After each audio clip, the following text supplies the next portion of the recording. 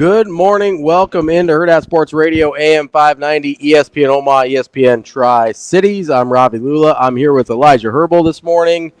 What's up, Elijah? How we doing? It's good to be here. It's much closer to the weekend than last time I was here. I know. You were here on Monday last time, which is the wrong way of close to the weekend. Coming off of it, we're getting close to the weekend here again. We've got the British Open going, the Open Championship. Thank you. Can we just call it the British Open? Is that okay? I would say yes. I would know what you're talking about. Yeah. Is it because when did it change? Because for like most of my life, people are just like, it's the British Open. And now people are like, hey, it's the Open Championship. I don't know when it changed that. Because I know what you're talking about, but I prefer calling it the Open Championship because I think it's cool and it kind of alludes more to the history of like, yeah, there's all these. There's the U.S. Open, there's whatever Open, but this is the Open. This is the one that started it all. Yeah, I kind of like that history. It's your Rose Bowl. It's kind of your great granddaddy of them all there. They did the similar thing at the French Open in tennis, where they just call it Roland Garros now. Like nobody calls it the French Open. I didn't know that. And I'm just like, okay, it's fine. I'll call it whatever you want me to call it. But got the Open Championship on. Got Rory McIlroy not doing great. +2 already. It's not a great start for our guy Rory. Ooh, and he misses the par putt. Ooh, okay, so that's gonna. He looks like me the other day at the Sunburst Invitational. That's not great. We will talk a little bit of Open Championship coming up at 7:30 with John Rathouz. He is a former PGA caddy. He still caddies some, and then he's the host of the Quiet Please podcast right here on Hurrdat Sports. We will also talk to our guy Brian Edwards, our Vegas insider. We've got some more teams I want to get over-under thoughts on from Brian Edwards. This, if you want to do a little research during commercial breaks, we're doing Miami, Oregon, and Kansas State. Those are three teams when I was looking through their over-unders I was intrigued by. There's a lot of hype around Miami for certain people. Obviously, Oregon has super high expectations. And then Kansas State's number was higher than I expected. I think they're going to be good, but I was a little taken aback by their number. One thing to note, were they using the cream cheese to butter the bagel? one thing to note with that K-State team, they were picked second in the Big 12 preseason poll, which I go, okay. You look at the rest of the Big 12 and you say a lot of winnable games in there. 100%, yeah. But their number's at like 10.5, isn't it? Last I saw on FanDuel, I believe it's 9.5. So you got to get 10 to hit the over. It's high though. It is really high, and I thought 8.5 personally. I was like 8.5 probably makes sense. It's a winnable conference.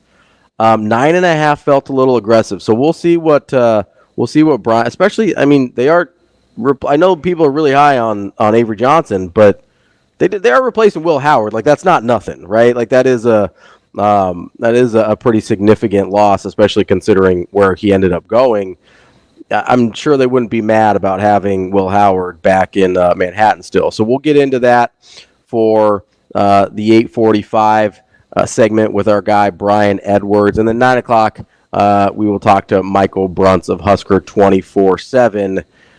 There's I don't know if we'll get into this with Bruntz because it's mostly just us speculating about things that happen on Twitter. There's been some activity on Twitter with the Nebraska defensive coaches, and I don't know what it means, but I am going to speculate about it because that's what we do here. Tony White and Terrence Knighton both tweeted out kind of ambiguous things last night or yesterday at some point. And, the assumption when you don't have any context for a tweet and it seems to be celebratory is that's recruiting, right? Because they can't talk about, they can't name names. They can't do any of that. But it tends to be recruiting. And so I'm starting to rack my brain a little bit here. I'm like, okay, so Tony White, I saw Tony White's first. So I'm like, all right, defensive guy. Then I saw Terrence Knighton's later and I'm like, okay, maybe D-line, maybe one of the, maybe a linebacker spot. You brought up a really good point before he came on the air that like Dvorak doesn't tweet a lot, so maybe he's doing a little linebacking tweeting with. So I'm guessing somewhere in the front 7-ish. Mm-hmm. That's all I got so far, though. That's as far as I got, Elijah. What do you have for me? I don't have anything for you. Does John Butler even have a Twitter account? This is a good question. I don't think he does. So now how are we going to know when defensive backs commit, Elijah? This is going to be terrible. We need guys with Twitter accounts. I did have somebody suggest that it was possibly to do with Will Hawthorne. Which is a good thought because it seemed like he's been down to 2 and getting closer and closer to a decision. It's been Nebraska and Iowa State. Yep. On Hawthorne, and which is funny because I think he seems like the ultimate like Iowa type linebacker, especially considering he's from Iowa, but Iowa's never been involved in this recruitment. So it's between Iowa State and Nebraska, and the outside looking in. I mean, you want to play in the Big Ten, bud? I'd rather play in Nebraska personally. I might be a little biased here, but yeah, Will Hawthorne, 6'2", 220-pound linebacker out of Gilbert, Iowa. So right there in Iowa State country. But that would be a good get for Nebraska. Continue this momentum a little bit heading into what appears to be shaping up to be a really big recruiting weekend next Saturday on the 27th. We're still holding out some hope that David Sanders decides to make another appearance. DB's convinced that if David Sanders shows up again, like Nebraska's in this thing. And that would be an enormous get, obviously, especially, for not having won yet, right? Like when you start to get some recruiting wins and the wins haven't come yet, those are the guys that Rule sort of talked about where he's like, hey, I want to ride with the guys that choose us before we show we can win. And if they can get some of those guys to start committing, that would be a super exciting time for Nebraska football. I mean, and Sanders is obviously the name that I think stands out, but there's more than just. I mean, I still look at Mosey. I look at Mosey as a guy that I know you committed to Oregon, and I know Phil Knight's opened up the checkbook, but your dad just went off to Nebraska. Nebraska was in the thick of that recruitment. I wonder if that's one where could be on flip watch if Nebraska gets off to a hot start to the season. That's a big thing I'm looking for in recruiting. Yes. Here is what does the start of the season look like for Nebraska? Because it as you said, it's hard to commit to the place that hasn't been winning. That for 10 years has kind of been a place where your career goes to die. 100%. If you're a high 4-star type guy, hasn't been many 5-stars in the past decade, but I'll add them to the list. If you're a high 4-star, 5-star type guy, you go to Nebraska. Nebraska is a place where your career goes to die. And it's been as simple as that. You can look at a lot of the high-level recruits that have come here. How many of those guys are playing in the NFL right now? Yeah. They've not done it's not been a place where they got the most out of talent. It's not been a place where they've been able to, you almost had a better chance of being a 3-star, less highly recruited guy that happened to get developed well or developed yourself well and make it to the NFL than you were a high 4-star guy. Those guys mostly transferred out. Yeah, and before you transferred out, you were spending your December on your couch not playing in a bowl game. So not only were you not getting developed, you weren't playing in bowl games, you weren't getting national recognition, and then by the time your career ended, it's NFL draft time, well, maybe undrafted. You'll get a chance at camp. That's been the story of and a lot of times those guys weren't playing at all. Even during the season, they didn't get a lot of playing time. They either got buried on the bench for some reason, which is one of the things that I genuinely appreciate about Coach Rule early on. Is it seems like he's one of the coaches that's like, hey, we're going to get our best guys on the field, and that's it seems really simple, right? But that's a pretty stark departure from what we've seen over several head coaches at this point. Bo was really bad about this. Is he didn't care how talented you were. If he didn't feel like you had his defense down inside and out, like you just weren't getting on the field.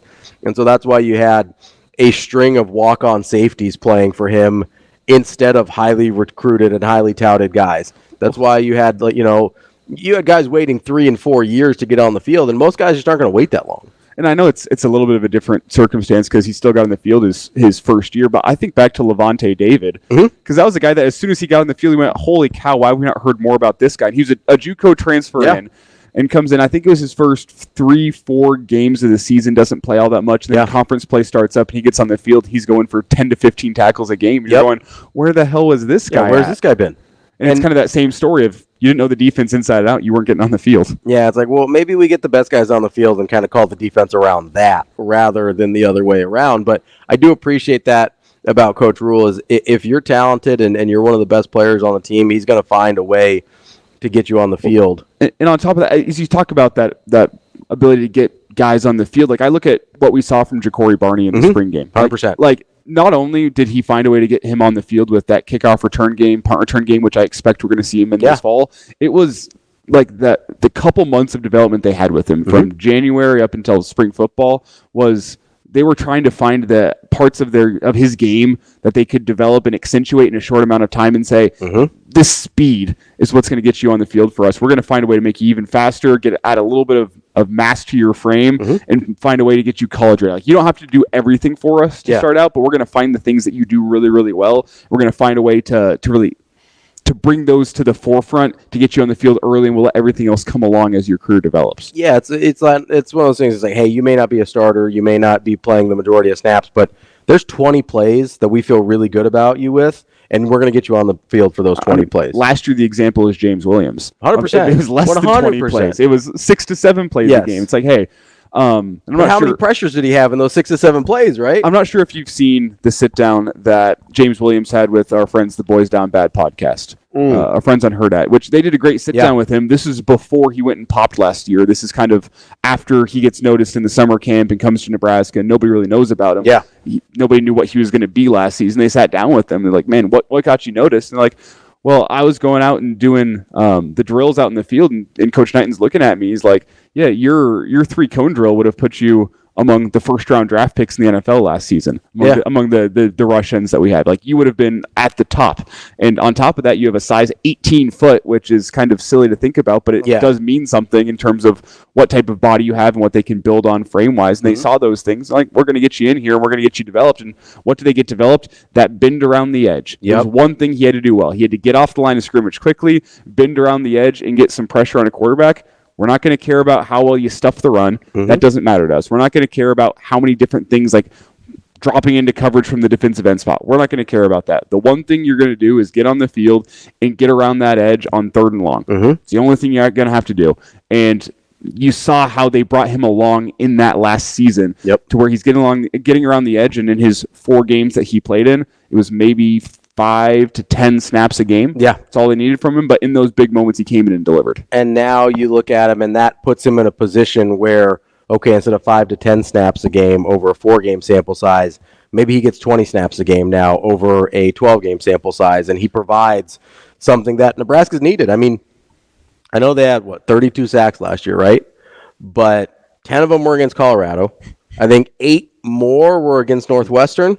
So that's 18 of you only have 14 in your other 10 games, right? Like, that's not great. You need a guy like James Williams to be able to put pressure on the quarterback. You need a guy like Prince Will to kind of take that leap. You need a guy like Cam Lenhart to take that leap. And I've said this ever since I saw that he was dropping weight for wrestling.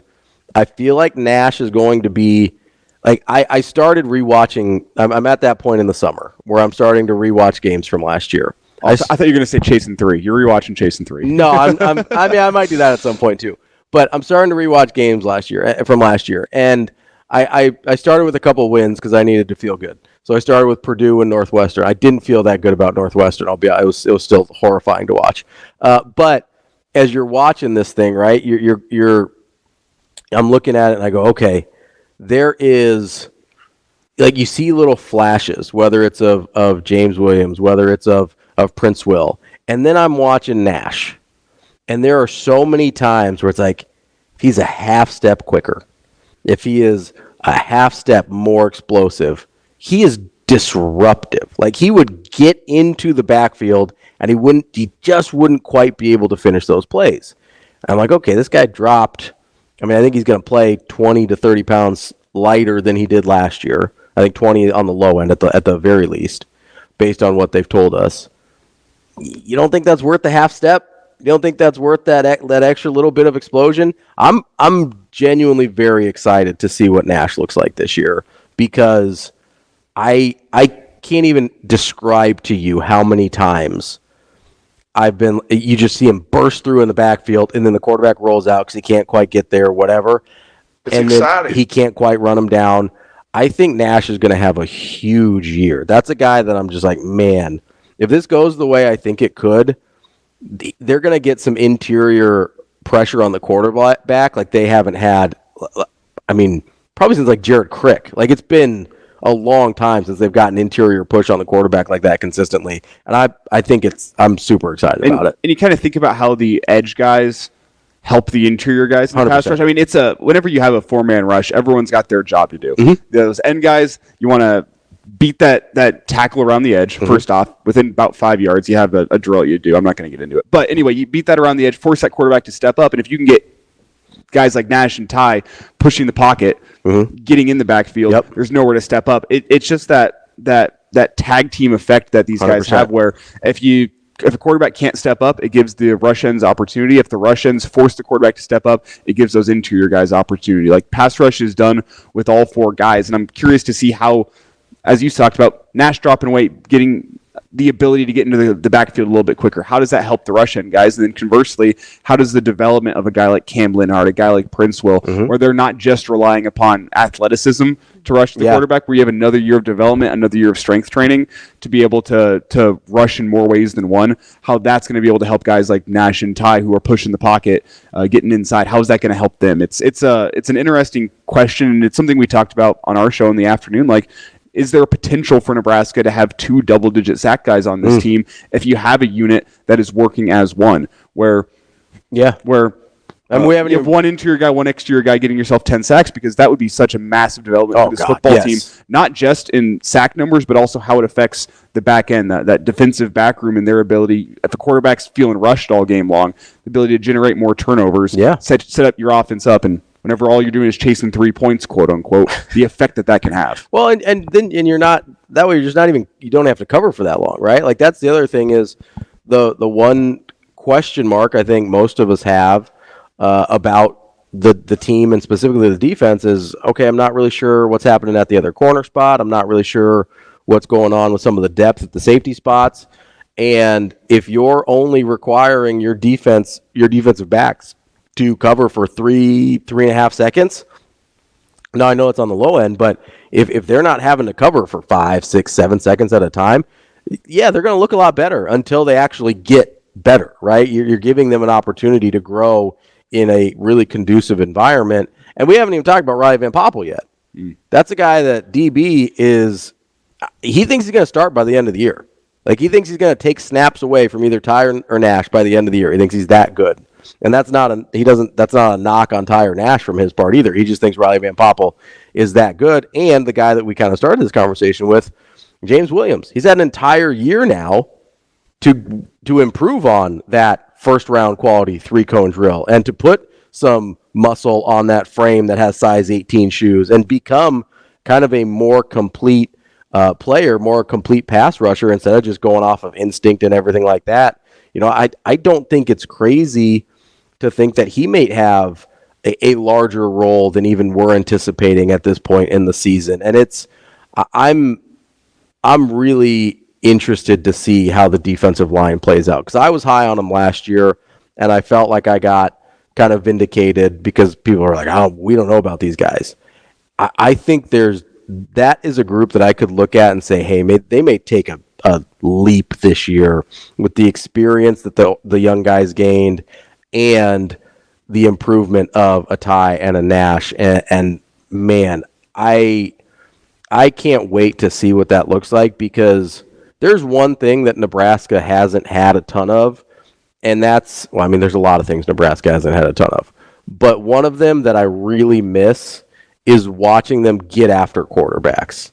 That's a fun thing to watch. Like, as a football fan, if your team is constantly just hammering the quarterback, that's a ton of fun to watch. And we haven't got to see that much in Nebraska. And I'm not sure if I have this notebook with me. In one of my notebooks, I went back through and I tracked the sack numbers for Nebraska football every single year dating back to the start of the Bo Pelini era. Okay. And my takeaway, there's one exception, it was the 2016 year, whenever teams were just throwing the ball all over the yard on Nebraska. Like, everybody understood, hey, the way you beat Nebraska is drop back and pass, because you can put up 40 on them that way. Yeah. That was the one exception. But every other year, I think it was 2016, I should say, whenever Nebraska had a total of sacks that was greater than 35, the defense was top 20 in the country. Yeah. It was a pretty simple, easy to find correlation between the better your sack numbers were, the better you were as a team defense. 100%. Makes a whole bunch of sense. If you can get after the quarterback with 4, frees up 7 guys to go drop into coverage, which helps your coverage ability. If you're able to get home, puts teams behind the sticks, puts them behind down in distance. Makes it hard playing to run. from behind makes it. I mean, you can't run the ball really. Now you know what the offense is going to be doing, so you can really pin your ears back as a pass rusher. You can bring some pass blitzes. What it allows you to do if you're able to get after the quarterback with 4, and I always think back to that Giants-Patriots Super Bowl. 100%. Whenever 2007. the Patriots were undefeated. It's the one thing that could beat them if you could get after them with 4 guys. I'll take it. The Giants got after him with 4. Justin Tuck, Emanora, Strahan. JPP, and Strahan. Yeah, those 4 guys. They got after Tom Brady all game long, and it had Tom Brady in hell. Yeah. It was. And the Giants were able to pull off one of the bigger upsets of the Super Bowl of my lifetime, just because you looked at that undefeated Patriots team and you asked who can beat these guys. It came down to being able to get pressure with 4. That's what I always think about. And that's why I look at this season with the defensive line. I think we can expect, based on what we saw last year, that they're going to be able to stuff up the run lanes like they did last year. Yep. You're bringing back the same guys. Nash and Ty really excel at that. If you're able to get after the quarterback with 4, the amount of different options that gives your defense on downs 1 through 3 is enormous, and the effect it can have on your defense can be enormous. Yeah, the ability to get pressure without bringing extra guys cannot be overstated. It is one of the most valuable things you can do in football. Honestly, it might be, I don't know if this is an exaggeration or not. It might be the second best thing you can do outside of having good quarterback play. Like, in my mind, you could probably put consistent running game, just be able to consistently run the ball in the same neighborhood. But those are kind of the 3 things. If you can do any of those 3 things, you're off to a great start, because of everything you just mentioned. With it helps your coverage out immensely. If you have mediocre coverage, but they only have to cover for a few seconds, all of a sudden they're going to look pretty good, whether they are or not. Yeah, they'll probably still get beat some, but they're going to be in much better shape. If you're able to not have to bring pressure, then it doesn't really compromise you if they do a draw or a screen or anything like that. You've still got all the guys in the places they need to be to cover their assignments. It's a incredibly valuable thing that Nebraska has not had a lot of. And if they can get that part of the equation, I was talking about watching games last night. There is a level to this defense that can even ratchet up a little bit further. And there's people that talk about, like, the one thing Nebraska's defense can do in order to improve in 2024 is to bump up the turnover numbers, to generate more turnovers. Splash plays. It starts with your front 4. It starts with getting a pass rush. 100%. Coming up next, we're going to talk to John Rathouz about the Open Championship right here on Hurrdat Sports Radio. Welcome back to Hurrdat Sports Radio, AM 590, ESPN Omaha, ESPN Tri-Cities. I'm Ravi Lulla. That's Elijah Herbel. We're here on the Pillar Exterior stage at Hurrdat Sports Bar and Grill. We are joined now by John Rathouz. He's the host of the Quiet Please podcast, as well as a professional caddy. What's up, John? Good morning, Ravi, Elijah. Thanks for having me on. How we doing? Good to see you. Yeah, good to be on. It's Open Championship morning. There's a lot of golf underway already. Okay, so I got to ask you. This is a question because I'm a golf idiot. So, it used to, in my mind, it used to always be called the British Open. Now everybody calls it the Open Championship. Was there an actual switch, or did golf people always just call it the Open Championship?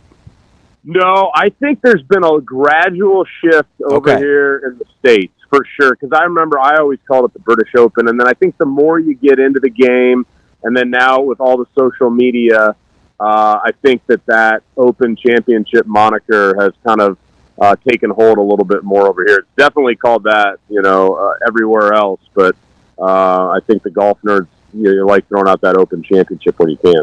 Okay, I feel better about that. I appreciate that, John. Let's get into the actual Open Championship. Playing at Royal Troon in Scotland this year. That golf course in particular, does it lend itself to a certain type or specific player in your mind? Yeah, I mean, I think any of the Open Championship courses, distance isn't as big of a factor, and then certainly you have whatever the local conditions are that summer. So I think the rough looks to be kind of up. This particular golf course has a lot of kind of penalties off the fairway. So I think a guy that's, hitting the ball well, a little bit more accurate this year is going to have a chance. You can always make big numbers over there. So, ball striking is always key over there. But I think even more so this year, it seems to be that keeping it in the short stuff is really going to pay off. Yeah, and John, you talked about what the local forecast looks like. We look at the forecast this weekend, and I mean, it's an open championship. You've come to expect rain and wind, but especially rainy and windy this year. Looks like rain today, rain tomorrow, rain Saturday, maybe even some rain on Sunday. It's going to be gusty, and high temperatures are going to be in the mid-60s Fahrenheit. I'm going to use Fahrenheit here. That's the kind of forecast we're looking at here. How do you think that changes the tournament? I know you obviously have to expect rain and wind whenever you're overplaying in Scotland. That's just how it goes. But this one feels especially rainy to me whenever you have chance for rain on all 4 days of the tournament. Yeah, I mean, as a caddy, that bag is so heavy these days. You've got all the rain gear in there, and then you're taking off layers, you're putting them back on. So you just have to be prepared. And what I think it does in terms of the viewing, it's obviously fun viewing for everybody that's at home watching, and it's just a battle out there for the guys, and certainly the mental component becomes even more. And then there's kind of an element of luck that falls into it as well. So I think in terms of who could win this thing, I think when you're at an open championship in general, you've got more guys that can win it, more guys that are way off the radar going into it that can win it and contend. So it just kind of makes it even more interesting and not as just definite, as when we look at the Masters, for example, a smaller field, but there's certain guys that just cannot play that golf course. I feel like everybody can play it this week if you're hitting the ball well, if mentally you're there. So I think it's just a lot more interesting, certainly, to watch this week. With this course in particular, say the greens are soppy wet, going to slow the ball down. How would you, as a caddy, want to play this course in wet conditions? Yeah, I mean, I think, greens and regulation is always a huge aspect. Missing it on the correct side. Certainly when it gets softer, it kind of tempts you to be a little bit more aggressive. But par is such a good score in a major championship. You can already tell on the leaderboard this week. I mean, Justin Thomas is 3 under. He's already done in the clubhouse. That's the low round of the day right now. So if you're getting ready to start like a guy like Tiger right now, or there's so many other contenders that are just haven't even teed off yet, and you look up there and you see a 3 unders posted, you're like, okay, center of the greens, if I have an opportunity, go for it. Otherwise, you're just kind of playing smart and safe and collecting pars. So I think the conditions make it a touch easier because, things are more receptive. As you said, balls aren't bounding away, but at the same time, par is just a tremendous score. John, you mentioned kind of Justin Thomas getting out there early, putting up a good score. Is there an advantage when you're kind of dealing with these wet and windy conditions? I would imagine, and obviously you're the expert here, not me, but I would imagine the course sort of deteriorates to a certain degree throughout the day. Is there an advantage of being out early? Sure, yeah. No, I think if you can go out early, the greens are fresher for sure. Sometimes that weather draws a little bit better in the morning, like you guys were saying. Weather can change in about 15 minutes over there. So, you could go out in the morning and get the bad draw. But, yeah, I think if you're out early and you post a good score, I think you got a fresher look at things, and you feel pretty good with your feet kicked up in the clubhouse, and you sit there and kind of watch the guys go grind it out that are playing in the afternoon.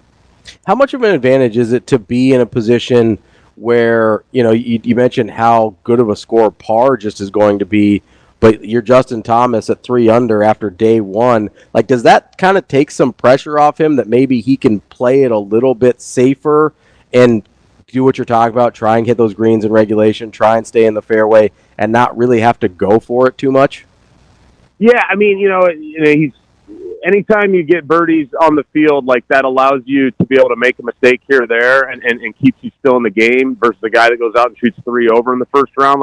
He's really behind the 8 ball going in the second round. So, yeah, I mean, Justin was the first round leader last week in the Scottish Open. So he's coming in playing well. He kind of faded there. So he likes to work the ball in the wind. He's obviously one of the best players in the world. He hasn't been in top form, but he hasn't been horrible this year either. So, yeah, I think that's a huge confidence boost for anything for him more than anything. And then also just kind of lays out a blueprint for you for the rest of the week. Now, the wind can change and stuff, but at least you go, all right, my game plan that my caddy and I put together going into the week, that worked out there today. And it's going to boost your confidence. And then, maybe go out there and throw another 3 under up there the next day.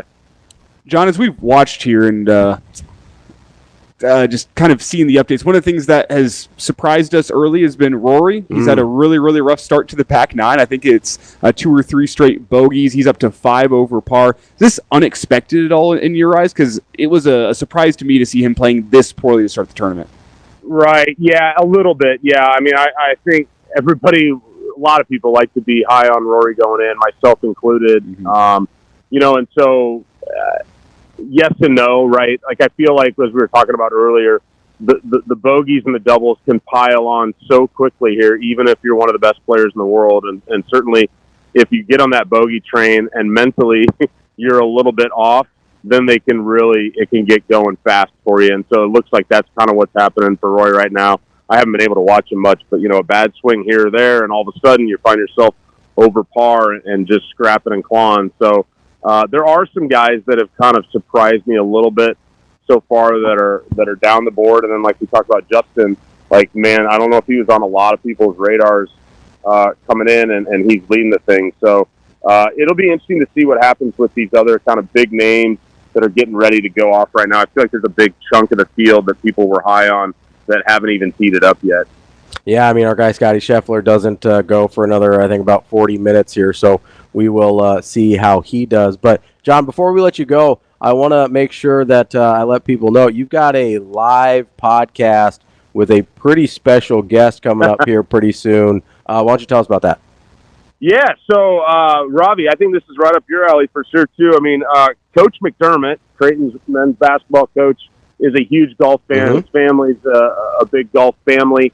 And Coach Mack has agreed to come on my podcast, Quiet Please. We're going to do a live version, right where you guys are right now at the Hurrdat Sports Bar in La Vista. We did this earlier in the year with Troy Martin, fellow caddy from Omaha. We had a really nice turnout for that. So if people would like to go, it's at 5:30 p.m. on Monday, July 29th. I told Coach we'd talk a lot of golf. I think, people like talking golf, but we'll also talk some basketball. Obviously, in the summertime, there's been some things that happened with the Creighton program, with the guys going to the NBA, and then you got the season upcoming. So it'll be a chance for him to chime in on some of those things. But 5:30 to 6:30 p.m. If you want to get a ticket, go to the Hurrdat Sports Bar website and click around on the events page, and you can find the podcast and get yourself a ticket ahead of time. I think we can seat about 100 people, but it'd be a great opportunity at the end of the day of work, go get a beer, maybe get some dinner and listen to Coach Mack tell some stories. That's what I'm thinking. That's awesome, John. I'm going to slip you some questions about basketball for that one, too. Please do. See what we got. Please John, do. We appreciate it as always, and I can't wait to see you on July 29th for the podcast with Coach Mack. Thanks. Have a good day. That's John Rathouz from the Quiet Please podcast, talking a little Open Championship. We'll be back to wrap up hour number 1 next year on Hurrdat Sports Radio. Wrapping up hour number 1 here on Hurrdat Sports Radio, AM 590, ESPN Omaha, ESPN Tri-Cities. We're live on Twitter, Facebook, YouTube. That's Elijah Herbel. I'm Ravi Lulla, and I'm reminding you that if you're on your way to work, wearing your seatbelt saves lives and prevents injuries, but only if you wear it properly. Make it click. This message from the NDOT Highway Safety Office. Really good stuff there from John Rathouz from the Quiet Please podcast. And I am actually super excited to for his podcast here with Greg McDermott on July 29th. Make sure you get to Hurrdat Sports Bar website if you want tickets to that. Just check out their events page. Should be super cool to see Greg in kind of a more relaxed environment. It's going to be a lot of golf talk. I'm sure there's going to be some basketball in there, especially if I'm able to, text John and get him some questions slid in there. But it'll be a super cool thing. So make sure you go check that out. We appreciate John.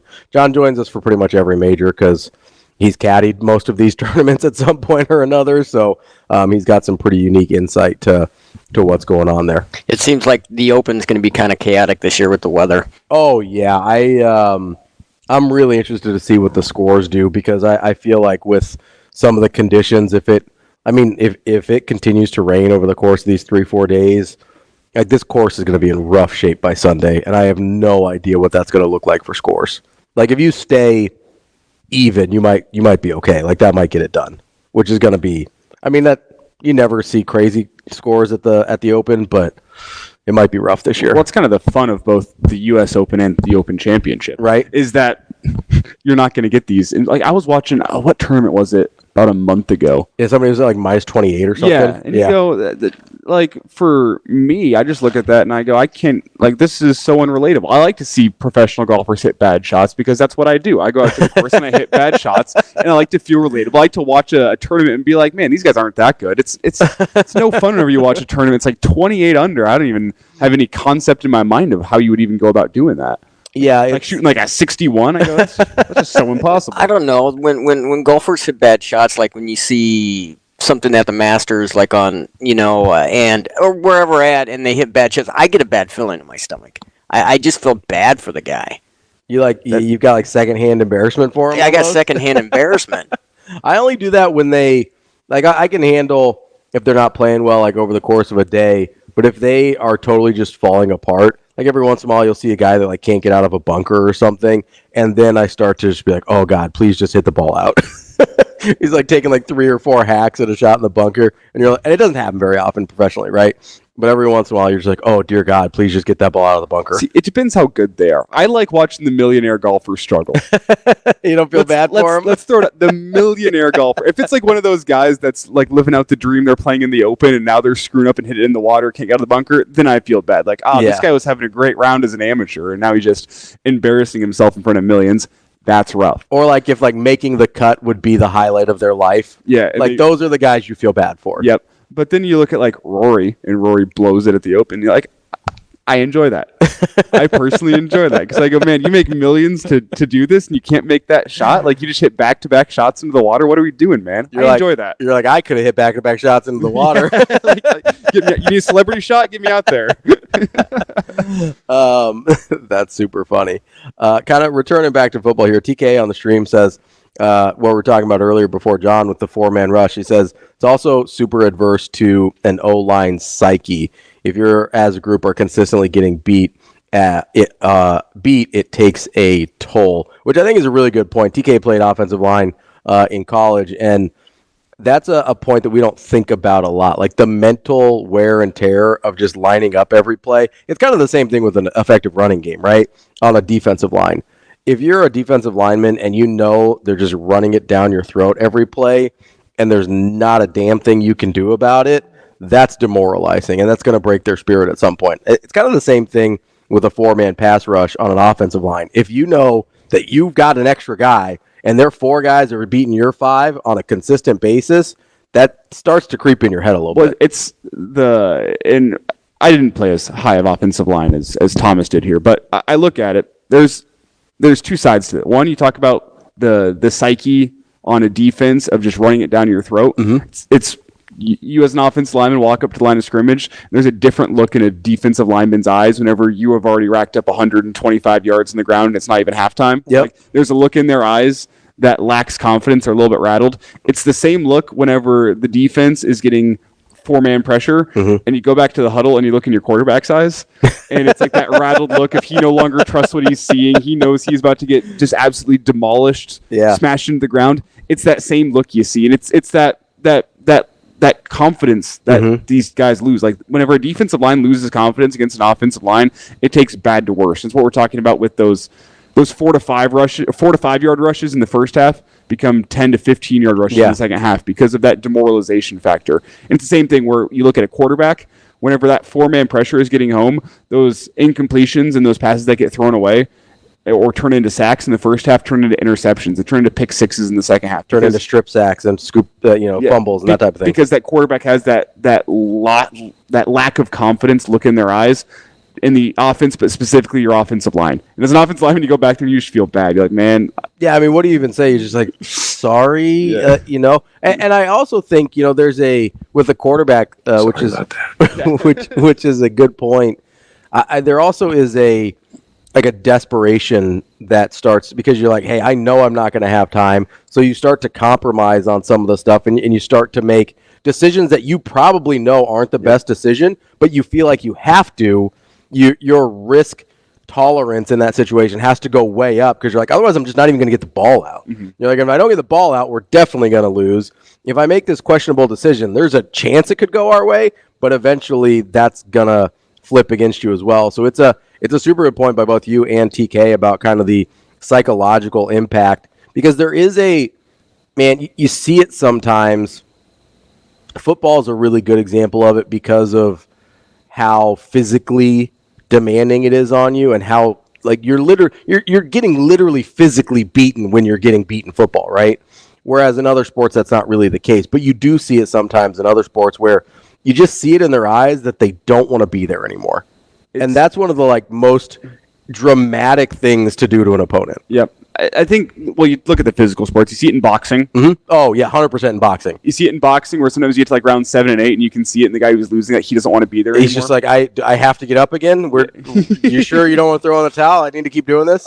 You see it in basketball in a different way whenever a team just starts raining in threes. Yes. You definitely see the look in the eyes, the shoulders slump, and you go, oh, this team's beaten. It's over. Like they just went on a 2-minute run where they knocked home 4 threes. The end of the first half, Nebraska basketball against Indiana in the Big Ten. Oh, yeah. Is the biggest example where, like, I think of it in recent memory, we just go, that team's done for. You used to see it with Golden State all the time when they were kind of in their heyday. They would go on these, like, 4 to 6 minute runs, and the game would go from tied to over in less than half a quarter, and the other team's just like, what happened? It's almost like a shell-shocked in basketball because it happens so fast, right? Mm-hmm. But the difference in football is that, like, I especially look at teams that run the football. I know it's a different conversation that we're having, but we used it as an example.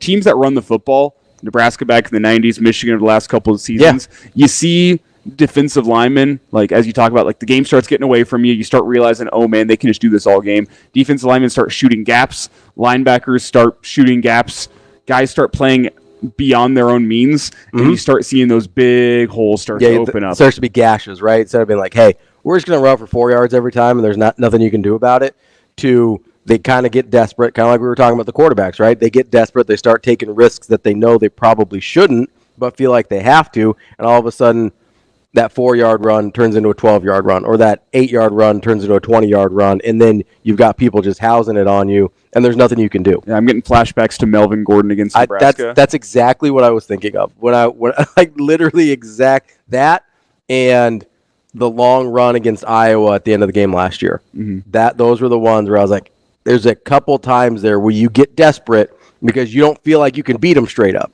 right? That's what it comes down to, is if you don't feel like you can beat this person straight up, then you take risk that put you and everybody else in a compromised position, and long term, that never works. It might work for a play, but it never works long term. God, I love this here from Thomas. Football is a game of will, especially along the line of scrimmage. Who can destroy the other man's will? 100%. Yep. You see a look in people's eyes where they're just like, I don't want to do this anymore. And that's the thing more than anything else. You want to talk about, you want to talk about 90s Nebraska football. That is the thing more than anything else. By the end of the games, nobody wanted to be there anymore against Nebraska, including guys like Warren Sapp, who's one of the best defensive tackles in history, right? Go back and watch that Orange Bowl. The dude's literally on oxygen. He's got an oxygen tank most of the fourth quarter, and you can see it in his eyes when he has to go back out there. I think there was a quick change turnover at one point in the fourth quarter, and you can see it in his eyes. He does not want to go back out there, and that is and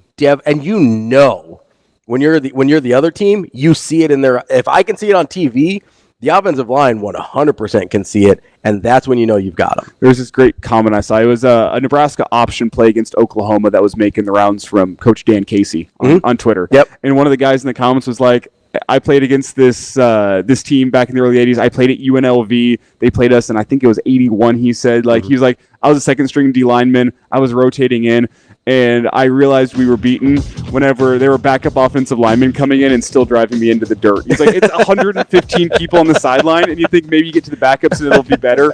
Nope. Backups come in, and they're still absolutely crushing us, and that's when I knew we were beat. It is not any better. That's our number one. We'll be back here with more Hurrdat Sports Radio coming up next. That's Elijah. I'm Ravi. We're on AM 590, ESPN Omaha, ESPN Tri-Cities. We're back here on Hurrdat Sports Radio, AM 590, ESPN Omaha, ESPN Tri-Cities. I'm Ravi Lulla. That's Elijah Herbel. We're here on the Pillar Exterior stage, live from the Hurrdat Sports Bar and Grill in La Vista. DB will be back next week. He's at team camp for Westside this week, so we appreciate Elijah and all of our other fill-ins for spending some time with me here this week. I don't know about you, Elijah, but I've gone in the last appreciate y'all few days. I'm full-fledged mentally in college football mode now. I don't know if it's the NCAA football game dropping. I don't know if it's like my favorite sort of summer events are over. Like I love Wimbledon. That finished up on Sunday. The All-Star game's over. Like whatever it is, I've made a mental shift. We're in full-fledged college football mode. So we were talking earlier about how fun it is to watch an effective pass rush. And it kind of reminded me of this conversation I had with my buddy yesterday about he's a big Illinois guy, and so I'm asking him, about how he thinks Illinois is going to be this year, because I'm looking at some of the over-unders, and they're not like 5.5, and I'm like, okay, they're going to make a little bounce back this year, because I kind of like Brett Bielema as a coach. I think he's good at what he does. And he goes, yeah, I think we're going to be pretty good. I think he said we're going to be pretty good on offense and terrible on defense, or vice versa. I don't remember which one. I'd have to look back at the text. But it led me to this question of if you had to choose one or the other, being good on offense and terrible on defense, or terrible on or whichever one I said the opposite of, right? I follow you. You have to be good on one and terrible on the other. And let's assume that the wins stay the same. Let's assume you're a decent team. Like, let's say you're 8-4, right? Basically, the question is, would you rather be Iowa last year or USC? Right? Because they're about the same level of team in terms of the wins. I think Iowa ended up with 9, USC ended up with 8. But this is essentially the same, you're talking about the same level of football team. Looks dramatically different. Just from a fan perspective, which one are you signing up for? From a fan perspective, you're obviously going with the offense. That's what I thought. Offense is fun. But I feel like... Do you know how many Iowa fans I know that need a handle of Jack Daniels every single Saturday whenever they go to the television? 10, 11, 12. Yeah, it's heavy pours. That's how they make it through a football game with all those punts. That's what they got to do. Shout out to my buddy Crew. He's been going through it. Should have seen him after the Big Ten championship game a couple of years ago. He was just in a rough place. Deep dark. You need to talk to a therapist after that one. That was rough. You're going to pick offense. There's a frustrating factor on both sides. And yes, I will say, for sure. I think it's easier to be an 8-4 football team with a great defense and a bad offense than it is to be a 8-4 football team with a great offense and a bad defense. Probably, right? Because I think of the Mahomes Tech teams where they were, I don't think they ever had more than 7 wins. There was a couple they missed bowl games, they're 5-7. And that offense was incredible. So I tend to think you're right, especially in college. Yeah, because a great defense, I think, raises your floor. A great offense raises your ceiling. So I think it's easier to get to 8 wins with a high floor or a high floor and a low ceiling as what you can accomplish as a team than it is to have a low floor and a high ceiling. Yeah, there's so much more variance of what can happen. Because you need to have basically a Caleb Williams level player to be that bad on defense and still get to 8 wins, right? And that's an all-time great college career we're talking about with Caleb. So I do think you're right there. I think it is easier to get to 8 wins with good defense and bad offense, which we've seen a couple times around here. But, man, I also kind of, I do remember just watching teams where it's dear God, just get one stop. Just get a single... this is a dramatic example. We're talking the Big 12 circa 2012 to 2016. Yes, which if you have no rooting interest, it's incredible to watch, right? I loved that era of Big 12 football because you're just hey, I'm just going to go watch a basketball game on grass. It's going to be incredible, right? Games took 4.5 hours because it was 73 to 64. But it was so much fun.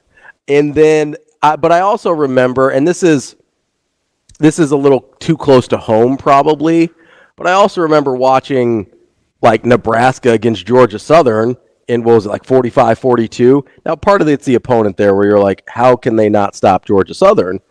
But the same thing happened like with Purdue that year, right? Where they get into a shootout with Purdue. If I'm not rooting for Nebraska, it's probably a really objectively fun game to watch. But it's also one of the most infuriating things in the world where you're like, hey, that team's not even good at offense. Please just stop them.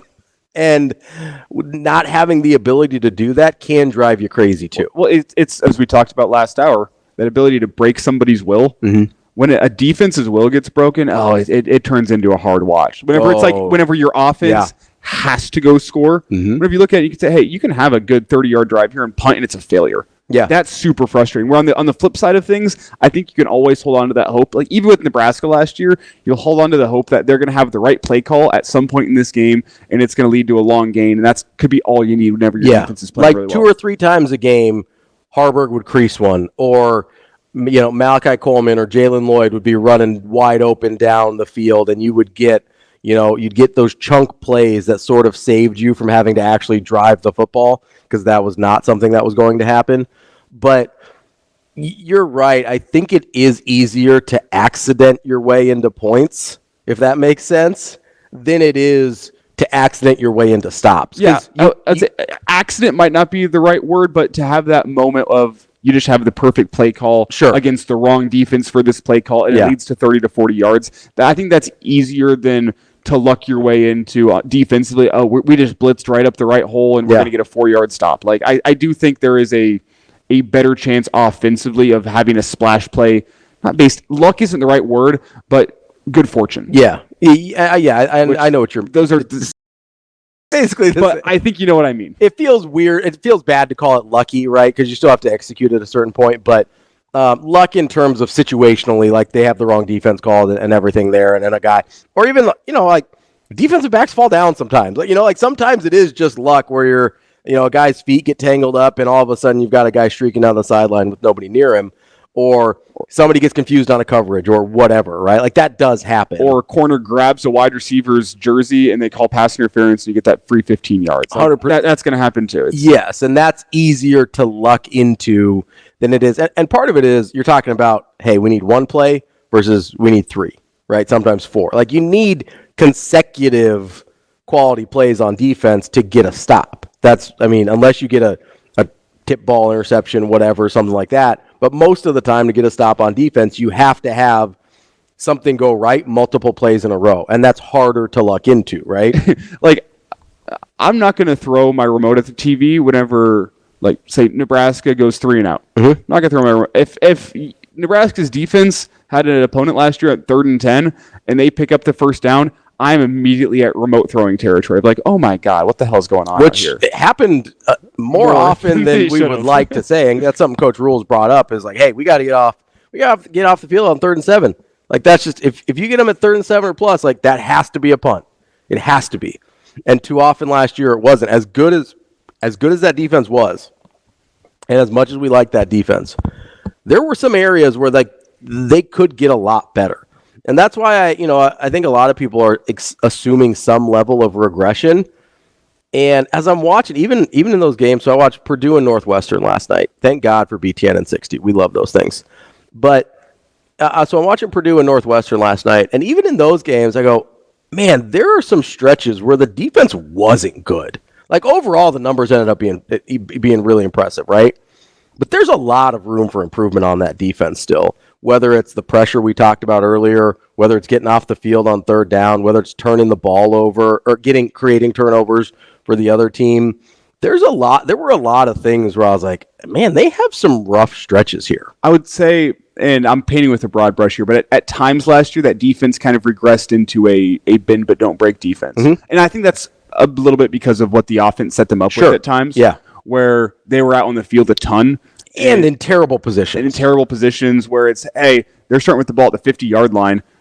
They're going to drive, pick up a couple first downs. You're gonna bow up around the 20-yard line, force into a field goal, and that's a win. Yeah, that 100%. happened times last year. Or you're playing with a lead, in the rare times that they did that last year, where the offense is going to drive down pick up a couple first downs, and they're going to pin your offense deep, and it's going to screw you over for the next quarter because your offense can't pick up a first down. And you can't get out of it. Yeah. Yeah, and now that other team is playing starting field position between the 40 and the 50 every single time. Yeah, they're starting downhill every time. And eventually, as we talked about, they're going to have that one play that's going to pop off. It's going to get them into field goal range, and they're going to get 3 points on the board. Like, that's what I think that defense regressed into at times, which bend but don't break is harsh. That's why I tried to explain it out a little bit more than that. But there were elements of that. But there were elements of at times a bend but don't break defense where they weren't as dominant as you'd like a black shirt defense to be. And honestly, not as dominant as the numbers would lead you to believe, right? That's, I think, the other thing is, again, it was a good defense.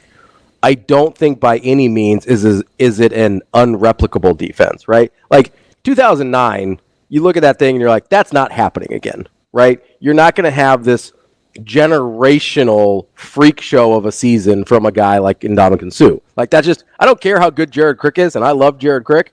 That wasn't happening again. I mean, there aren't many defenses that could have their offense turn the ball over 7 times in a game and you still only give up 9 points. Right? Like, that is one of the most painful Husker memories of all time. 9-7 Iowa State at Memorial Stadium.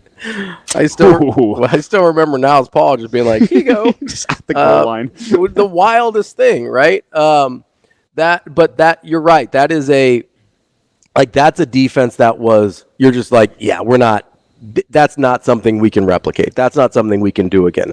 I don't look at anything that defense did last year and look at it and go like, oh, that was too much of an outlier. We're not going to see that again. The only thing that even comes close to that was their ability to not give up touchdowns on short fields after giving up turnovers. But you know what's a really easy fix to that? Turn the ball over less.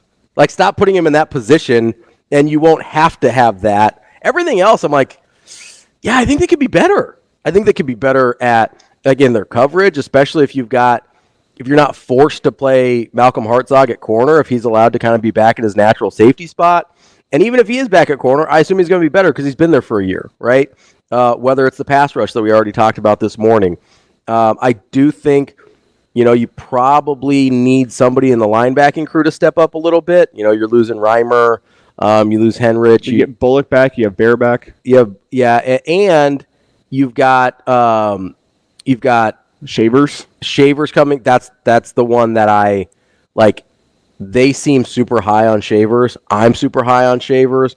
That's a guy that I'm looking out for. To be like, he might be a menace in there, and that's a guy that I'm super excited about. Javen Wright. I know DB is super high on Javen Wright.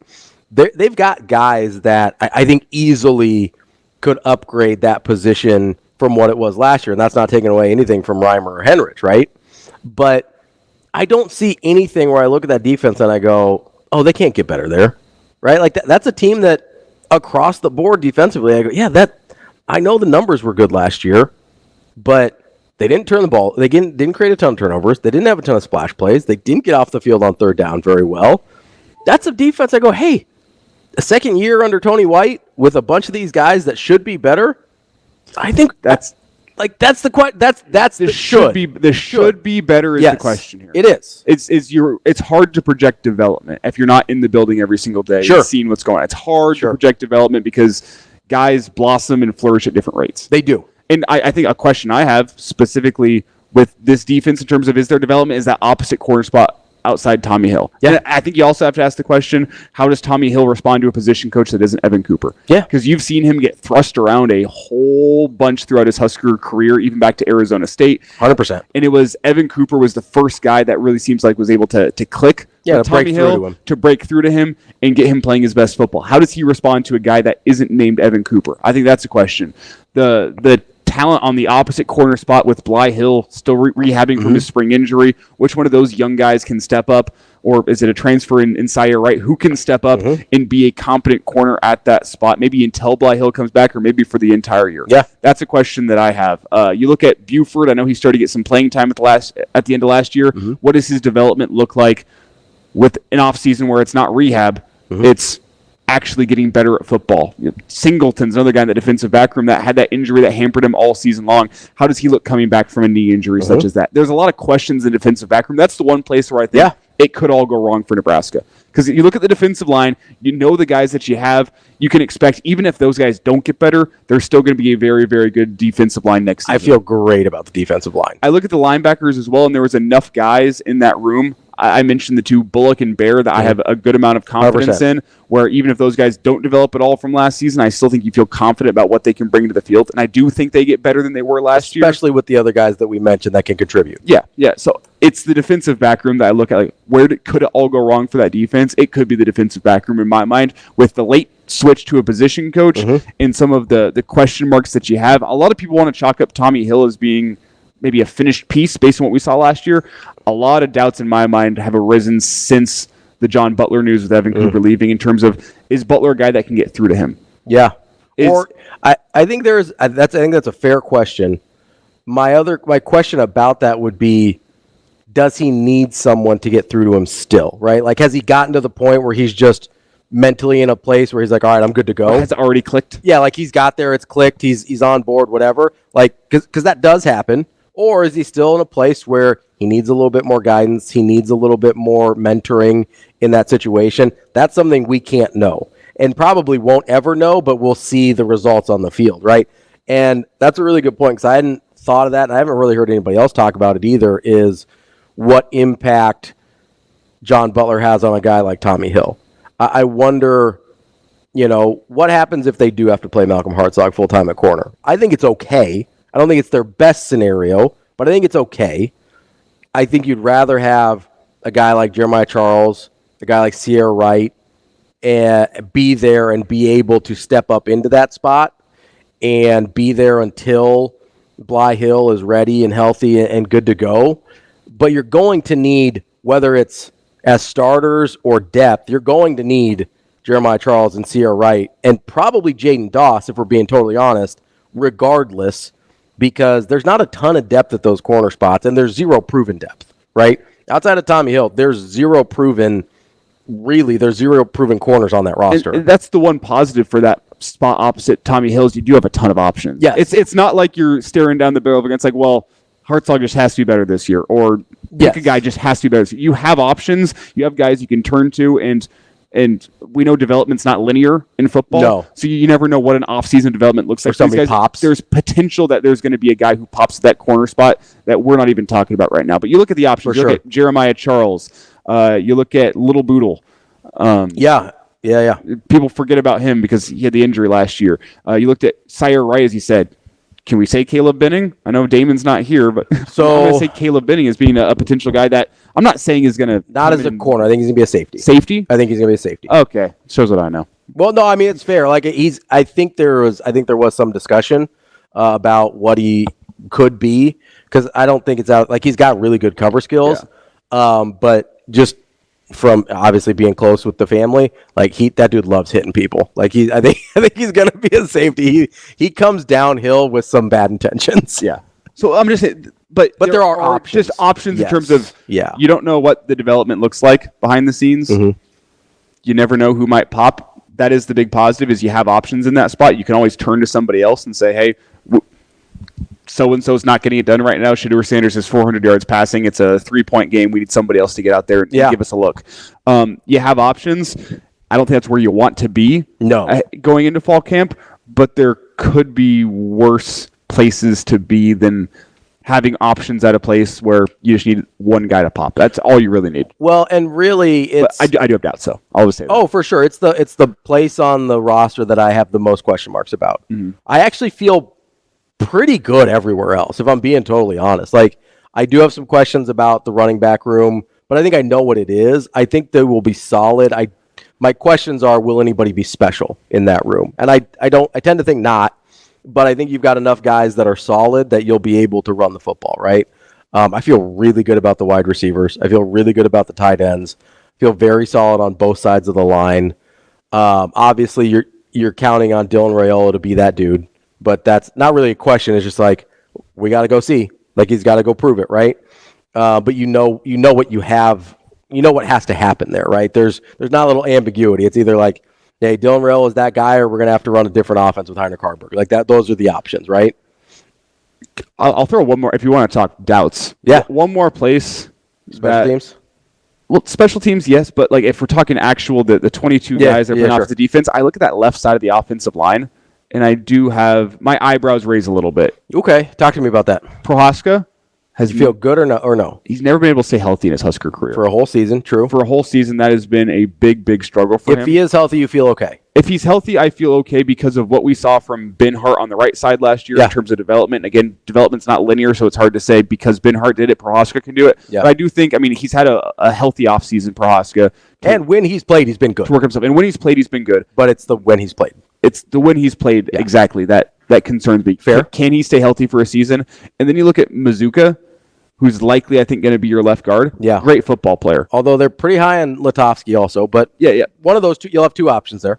But Mazuka's the guy you brought in to be your starter. I would think he's the guy you brought in to raise the ceiling of your offensive line. Yes. We still have yet to hear Mike has finally figured it out here at Nebraska. Yeah. We heard that from Rule in the spring. Like, we think Mazuka's going to be a good ball player as soon as he figures out what it means to be a part of this team to fit in. Mm-hmm.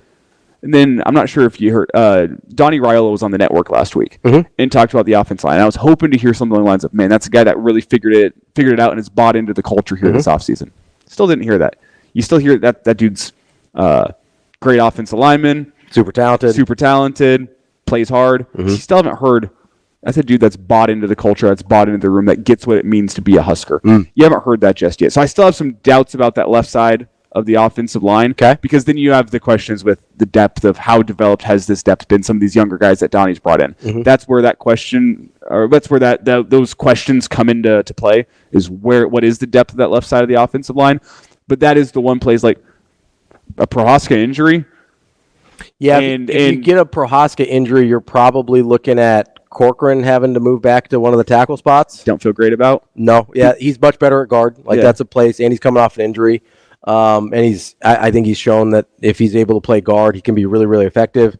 If he has to play tackle, maybe you don't feel great about it. I don't feel great about him either place, but I feel better about it if he gets a full offseason to know where he's playing, get to play. He hasn't been able to, ever in his Husker career, maybe dating back to his freshman year, be able to look in the offseason and say, I'm going to be this position this year, and you play that position throughout the entire year. Yeah. That's never been the case. It's always been working at guard. Well, now he's got to play tackle because someone got hurt. Or he's working at tackle. Now he's got to play guard because someone got hurt. That's been the story of his Husker career. He's never got to settle in a place. So you'd like to see him get a year to settle in. That's why I worry if you have to move him back out to tackle, because he's been thrust around his whole Husker career. You know who has gotten some run that I think might help solve one of those problems is Tyler Knack.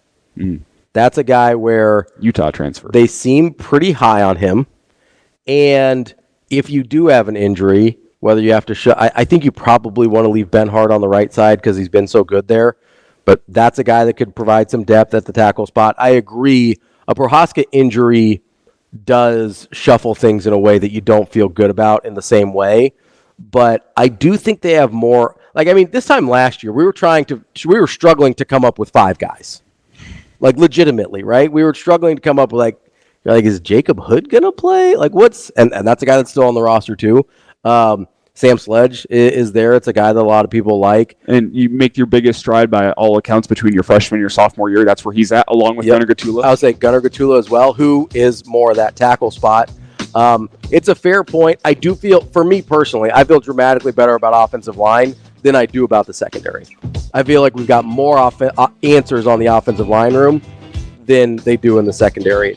And we've seen most of these guys that are still in the room perform at this level. They're having to replace some guys in the secondary, guys that we didn't think were going to matter in Phelan Sanford and Omar Brown, and all of a sudden you're like, oh man, be nice to have those guys back, wouldn't it? Coming up next, we've got more Hurrdat Sports Radio here, AM 590 ESPN Omaha, ESPN Tri-Cities. Welcome back to Hurrdat Sports Radio. We're halfway through the show here on AM 590 ESPN Omaha, ESPN Tri-Cities. We're live on Twitter, Facebook, YouTube. That's Elijah Herbel. I'm Ravi Lulla, live on the Pillar Exterior stage. And we're talking a lot about O-line, which I know just gets Nebraskans up in a lather. But I have a question for you, because I've always been a believer that true freshman offensive linemen just generally don't play, and if they have to, you're in trouble. As we're having this discussion about depth on the offensive line, I think you probably know where I'm going here. What do you think, if any, role Grant Brooks plays this year? In an ideal world, none. Right? That's my thought. Is maybe gets in garbage time 4 games with red shirts. Yeah. Right? But no real role in the rotation. His main focus should be, and he's a guy who comes in maybe a little bit more college-ready body-wise than others, but he's also a guy that you go back and watch his high school tape. I don't think he ever had a pass block once. Yeah. They ran 3rd and 15. They're running the damn ball. Yeah. That's what they do in Logan, Iowa. Yeah. They're running the damn ball. You might pull out an option or something. But, listen, I went to Miller North. I'm not hating. I get it. Yeah, no, I think that's the ideal way to play high school football. Yeah. If you can just focus on one thing and be really good at it, 100%. Run the ball. 100%. You're going to be a lot more successful than if you try to be balanced and you have offensive linemen that aren't great at either. Sure. Just have your offensive line for all 4 years work on running the damn ball. Yep. He fires off the ball great. He's got, frame-wise, I think, a head start on a lot of his peers in terms of being college ready. But in terms of what he actually brings to the field, you're going to have to pass block at Nebraska. If Dylan Riley is going to be your quarterback, 100%. you got to get that down. You'd much rather have a guy just spend a year focusing on working on his deficiencies in his game as opposed to actually having to play and add to the fact, okay, now you're getting beat up on Saturday. Mm-hmm. You have Sunday to recover. Now you turn it back on Monday. Now you got to work on your development again. You got to work on pass protection. It's much easier whenever you have a little bit of freshness in your body to spend a year working on what you need to work on. 100%. So in an ideal world, it's none. And a comparison that we've used before on our show, I love this comparison, is offensive line development is like cooking a brisket. Okay. You want to slow cook that thing? If you try to go fast, you're going to ruin something. You can't microwave a brisket. You can't do it. That's fair. You need to go low and slow. You need to break down that connective tissue in the brisket to make it good. And if you do it right, if you go low and slow, if you take your time, it can be absolutely beautiful. Yeah. Used to be a cheap cut of meat because it was not good to eat until people found that you can slow cook it and make it incredible. Yeah. But we've all had a bad brisket. You've all had a bad brisket, and it's no fun. No, nobody enjoys a bad brisket. Things dry, it's chewy, and then nobody wants anything to do with that. Nowadays, you're looking at the price you paid for that brisket, and you go, "What the hell was I doing? I could have had a couple of ribeyes for this price." Yeah, you're like, "What am I doing eating this bad brisket?" Right? So that's what I compare offensive line to. You can't microwave a brisket, and you can't microwave offensive line development because it is so many little fundamentals. I look on a football field. The most fundamental positions I see are offensive line and cornerback.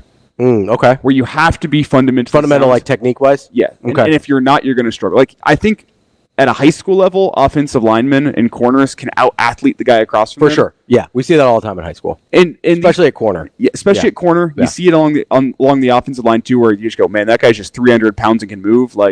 You're screwed as a defensive lineman. There's nothing you can do against that. But then those guys step up to the college level, and you realize, I have an athlete across from me that is just as good as me. And way more athletic than me. And the way to beat it is to really lock into your fundamentals. Those are the two positions I look at, and I go, you got to be fundamentally sound. And if you are fundamentally sound, usually those guys, if you're fundamentally sound in high school, and you have one of those bodies that's college ready, you are a 5-star. Mm-hmm. And there's not that many of those guys. There's not that many of those guys. So from a development point of the offensive line, either these guys have to work on developing their bodies, getting the right weight on, which takes time, or you have to work on having your fundamentals extremely, extremely sound. Which also takes time. So hopefully we don't see Grant Bricks in any high leverage situations, is what you're saying. It's a slow cooker process. It's a smoker. It's a brisket type for your offensive line in order to get them ready, because the things that take you from a good offensive lineman to a great offensive lineman can only be done through time and repetition, whether that's working on your body or whether that's working on your fundamentals. So I think in an ideal world, Grant Bricks sees the field in garbage time 1 to 2 games, and that's about it. And that's where I'm on the same page as far as Grant Bricks is concerned. But the only way that analogy could have been more Midwestern is if you had thrown in a crock pot reference in there. And that would have, I think, completed the trifecta. But I agree with you. In a perfect world, we don't see Grant Bricks at all this year. I do wonder if he had to get forced into playing time, say 6 or 7 games into the season, what it would look like. Not that I want to see it, but I do wonder if that's enough time between fall camp, halfway through the season, to get him up to speed to be functional, because I do think there is a really high upside with Grant Bricks. Obviously, he was super highly rated as Nebraska or Oklahoma. Like, everybody wanted that dude. That's where I start to wonder. If you have to start him game 1, you're in some trouble. If he has to get some rotation in by game 6, 7, 8, maybe are you okay? Maybe. Again, you prefer not to be in that position, but that's where I kind of wonder about how quickly he can come along. And Thomas chimes in here. I know he likes talking offensive line play. I love talking offensive line play. He doesn't think Brix's body is as college ready as a guy like Tamua, which I don't necessarily disagree with. But the one thing I'll say about Brix is I think he's going to be able to get his weight. You look at how he's currently set up, and now we're just diving into body mechanics and whatnot. But which I'm here for. He got a lot of weight on his lower half, and he's got very, very powerful legs. That's why I say I think he's a little bit more college ready, because I think that the weight is going to be easier to put on for him, because it's not, hey, you got to get your squat up 150 pounds this offseason to be ready. Like, I think you've got the base. From a lower half standpoint, he is more college ready than a lot of guys. It's just filling out up top, which I think he comes in at 6'5", 280. You're probably 15, 20 pounds away from being able to go on the offensive line, and that's doable in an offseason if it's not lower trunk type weight that you have to put on. If you already have the lower half of your body close to ready to go, I think it's easier. I think Brix could be a guy that might surprise you by the time he shows up for fall camp as being body-wise college ready. I do love Preston Tamua, so I'm not gonna say anything bad about him. I don't expect, like I said, I don't want any of the true freshmen to have to play on offensive line. I do wonder about some of the redshirt freshmen, like a Gunnar Gatula, right? That's a guy where you look at, okay, he's sitting there, he's listed right now at 6'5", 295, so he's kind of already put on that weight that you would want him to. I think he came in at like 270, if I remember right. So he's put on the weight that you would want him to put on to be an effective offensive lineman. He's got that size coming out of Lincoln Southeast that you think you could maybe convert him and have him, not convert him, but you think he could maybe translate to playing the tackle spot. That's a guy that I'm kind of interested in, because I think from a frame standpoint, there's a lot of upside there. I think I know what Sam Sledge is. I think he's going to be a really effective guard, kind of that. He's sort of an offensive lineman, where they love the guys that are maybe not super physically gifted, but they're just kind of have that attitude and they find a way to get it done. Like, that's why every guy that loves offensive line loves Justin Evans and Sam Sledge. Every one of them, right? But at tackle, sometimes you need a guy with the physical gifts. I wonder if Gunnar Gatula is in a position after a redshirt year to maybe help out there, if you don't want to have to play Turner Corcoran at one of the tackle spots again, and you need some backup spots for either a Teddy or a Bryce. And I'll admit my own bias here. Yeah, I love Gunnar Gatula. I played at Lincoln Southeast, under his dad, so that helps. And then Gunnar was always just a little middle schooler running around on the practice field. Never thought he would turn into the 6'6" monster he is today. He was just a little fat kid. Weren't we all, though? Any offensive lineman just grew up as a little fat kid. At some point or another. But love Gunnar. He's also quietly been one of those guys that Nebraska football every single week has been releasing the top guys on their leaderboard from their off-season conditioning. Gunnar's been on that list, I believe, every single week. We love to see that. Something to watch out for. He grew up in a football family. He knows football.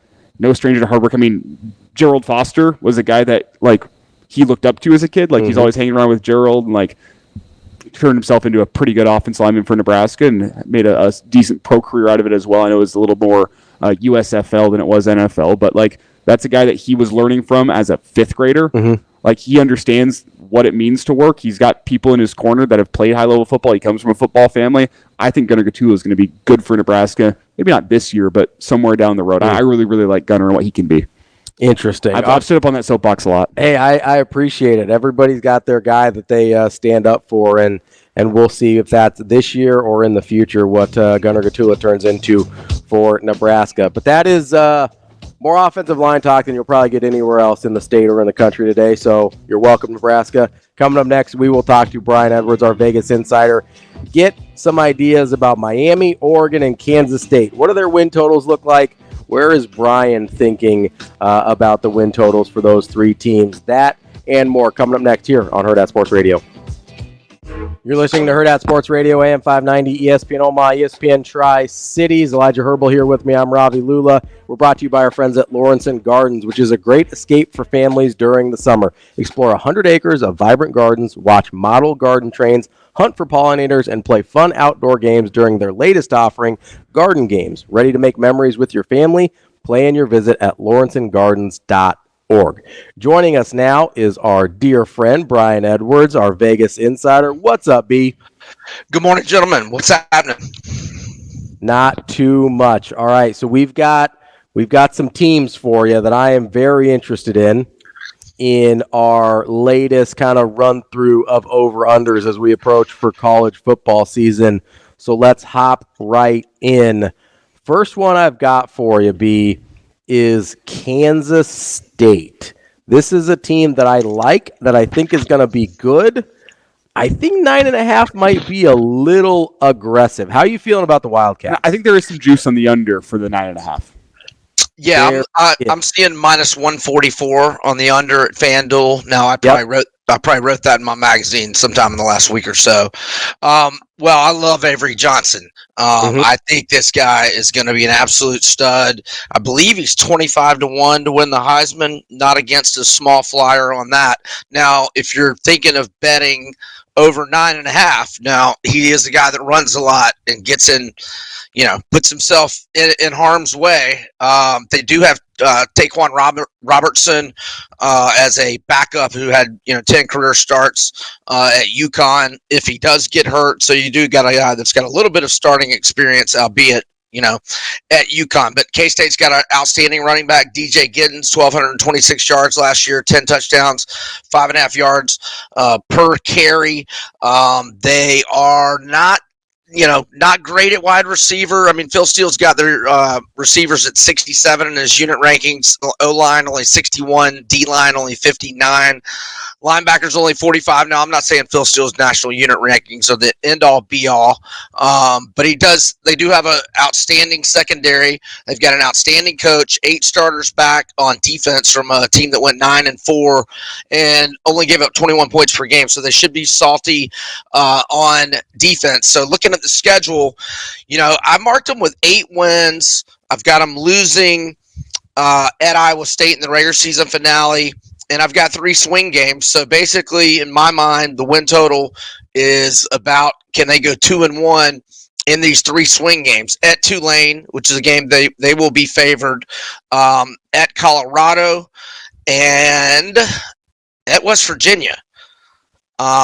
I think they probably will be favored. Actually, they are favored against Colorado. I want to say the number's around 6 or so at DraftKings. So, I think they'll be favored in 2 of those games. At West Virginia is going to be tough. I think West Virginia is going to be pretty good this year. Now, I've got them winning games that, could go the other way. I've got them winning Kansas at home. I mean, Kansas is going to be pretty tough if Daniels is healthy. But yeah, the rest of them, I think the schedule really works. So I don't have a play on the win total, but I don't know if Avery Johnson stays healthy for 12 games, but that's just a huge if. I would maybe lean to the over, but that's a huge if. And if he does not stay healthy, that could be trouble. Well, as you dive into this schedule, I'm not saying it's a bad schedule by any means, but a lot of winnable games, as you kind of laid out. I mean, there might not be a top 25 opponent on that schedule all year long, depending on how things shake out for teams like West Virginia and Kansas. Correct. I mean, you don't have to play Oklahoma State. You don't have to play Utah. I mean, that is just huge in itself. So the schedule works. If Avery Johnson. If Avery Johnson stays healthy, they got a good chance to win the Big 12. You have Oklahoma State, don't they? Oh, do they? September 28th? Oh, my apologies. Apologies. I've got them winning that game. My bad. So like that one, and the other one I was kind of wondering about is how do you feel about that season finale at Iowa State? I think that maybe is more of a coin flip. Yeah, that's the one I marked as a loss. Oh, gotcha. Okay, sorry, yeah. I missed that part. No, but the Oklahoma State one could be a loss, though, definitely. So you think slight lean to the over? You do get plus money on that over. Does that help you out any? Yeah, plus 118 makes it more attractive. I would lean that way, but Avery Johnson runs the ball so much. I'd be nervous whether he stays healthy for 12 games. All right, B, a team that we can both mutually despise, the Miami Hurricanes. There is a lot of hype around the team this year. I kind of just always assume Miami's never going to live up to the hype, but I also do think Mario Cristobal is a really good coach. The addition of Cam Ward is probably the best thing they've done in a while. Some people say they may have added a victory formation this year. Let's hope so. What are your thoughts on, again, a 9.5 over under for the Hurricanes? So I lean under, but FanDuel's got the under at a -170 price on 9.5. It's over +138. I think they're going to go 8-4, but that's, with grading some swing games as L's. Like, I've got them losing at Florida. They're actually a 2.5 or even 3-point favorite in that game. And I've got them losing at home to Virginia Tech, which is a game they'll probably be favored as well. I think there is a line out for that one, and I want to say they're like 5 or 6 point favorites. And that is a short week with Vatek going on the road. I think they'll win at Cal. I will mention Cal does have 2 weeks to prepare for what that's worth, and Miami will be playing its 6th game in 6 weeks. When they play at Louisville, Miami's got 2 weeks to prepare, and Louisville doesn't. But I've got them losing at Louisville. Now, I've got them beating FSU at home, but that could certainly be an L, and Ravi will tell you that's definitely going to be an L. 100% an L. I don't know what you're doing. Right. And then now I've got them losing at Georgia Tech, and that's another. Georgia Tech's got 2 weeks to prepare, and Miami's playing a 4th game in 4 weeks. And, November 9th in Atlanta could be a little cold weather. I do have them winning at Syracuse, which isn't a given. So I've got them going 8-4. So I definitely like the under, but I'm just not a big fan of laying a -170 price on a 4-month bet. If somebody's thinking like I am, I would just do it small at the -170 price. I can talk myself into them getting to 10 wins. I can't get myself higher than that, but I can also you mentioned a bunch of games there where they could be either coin flips or losses. Like I can get down to like 7 as well, and Sure. also. There is the factor of just like Miami falls on their face a lot. Like how much do you consider that sort of history with teams that come into seasons hyped a lot that don't tend to live up to it when you're talking about these over-unders? Well, I mean, Miami for the most part has not lived up to the hype for 20 years. Right, yeah. I mean, what's their best year? 2017 maybe is 10-3. I mean, that's their best year in the last decade. They had that one. Was that the Mark Richt year? Yes, that was Mark Richt's second year. They had that one really random good Mark Richt year, and that's about it. You're right. Yeah. So, under for me. The one unknowable factor with Miami is the momentum factor I think they can have this season. Because you look at it, Florida is the big toss-up game early, and then you look at it, if they can take down Florida, they could be undefeated heading into that Florida State game. They could get rolling for sure. And that's the big factor I think that's hard to account for, especially in college football, is what does the momentum look like for Miami? Because their schedule, similar to Nebraska, it sets up well, and you wonder, what does a 7-0 team look like in late October as compared to a 5-2 team in terms of confidence and how they're playing? Yeah, they were 4-0 when Mario decided not to go in victory formation against Georgia Tech last year. So they could have been 5-0 going to Chapel Hill to face the number 12 team in the country, but they weren't. So, we'll see. B, last one here. Got about a minute left. Oregon, they're at 10.5. Little small bit of minus money for the under, plus 100 for the over 10.5. How are you feeling about the Ducks? Man, they are absolutely loaded. So 12-2 straight up last year, 11-3 ATS, 8 starters back on offense, 9 on defense. They only lose 23 lettermen, which is a really small number in this day and age of the portal. Number 4 overall recruiting class, number 2 in transfer specific guys. They got 1 5-star, 28 4-stars, 14 transfers. 1's a 5-star, 6 are a 4-star. I've got them marked 9-0 with 3 swing games. The win total is 10.5, shaded the under -122, even money on the over. I've got the 3 swing games being Ohio State at home, at Michigan, and at Wisconsin when they're in a horrible spot at Wisconsin. Wisconsin's got 2 weeks to prepare. Oregon has to fly east for the 3rd time in 5 weeks. They go at Purdue October 19th, at Michigan November 2nd, back to Wisconsin November 16th. So I think they're going to get tripped at least once. But I mean, I don't know about Wisconsin this year. They disappointed me bad last year. So if I got to say, I'm going to lean to the over and probably call it 11-1. I don't know where they trip up, whether it's the Ohio State game at home or at Michigan or at Wisconsin, they're going to trip up at least once, possibly twice, but I would say slight lean to the over. That's our guy, Brian Edwards, Vegas Insider. You can find him at majorwager.com as well. B, we appreciate it as always. Thanks, fellas. Y'all have a great weekend. We'll talk to you next week.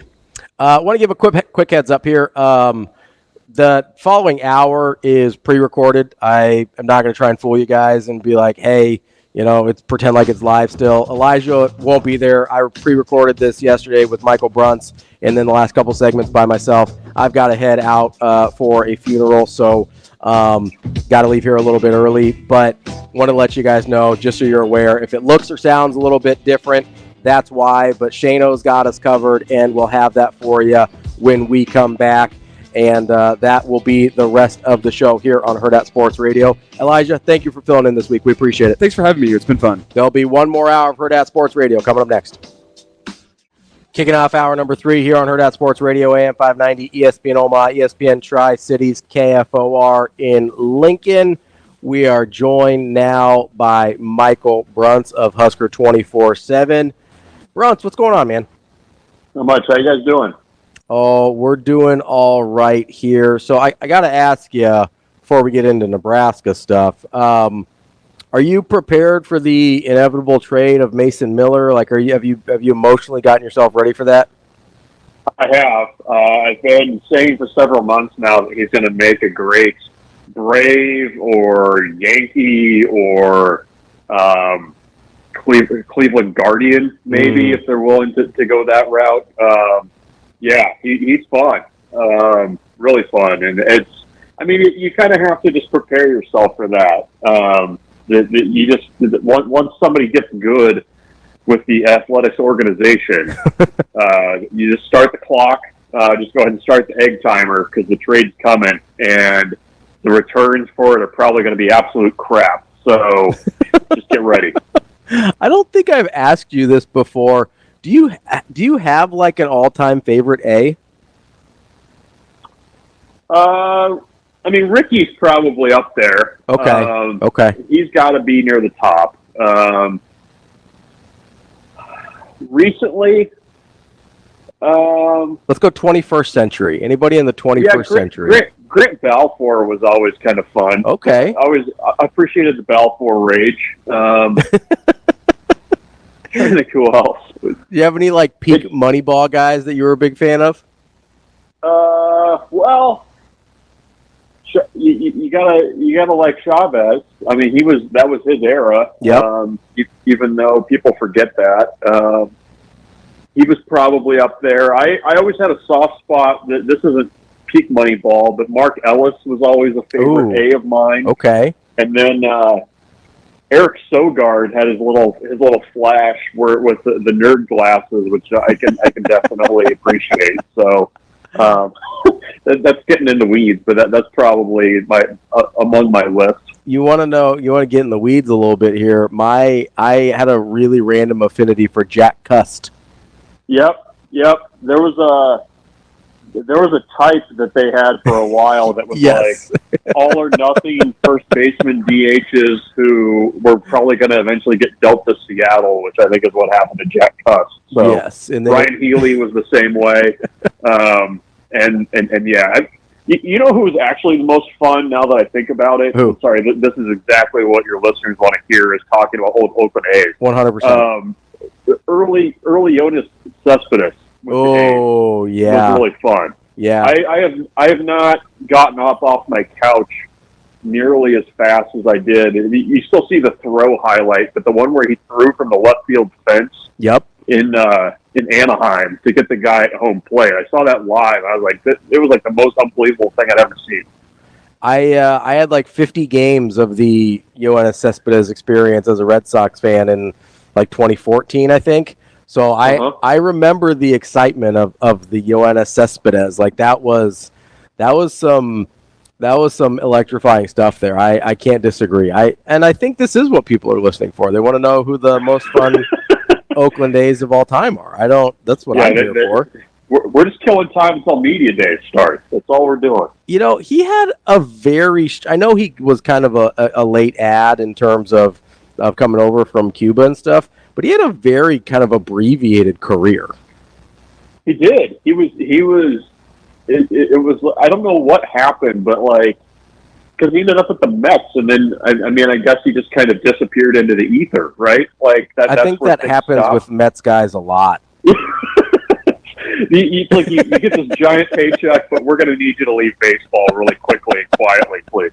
I believe that that's actually in the contract. You can have the money, but you got to suck and get out of here. So you have to make people forget that you were ever a baseball player. That is.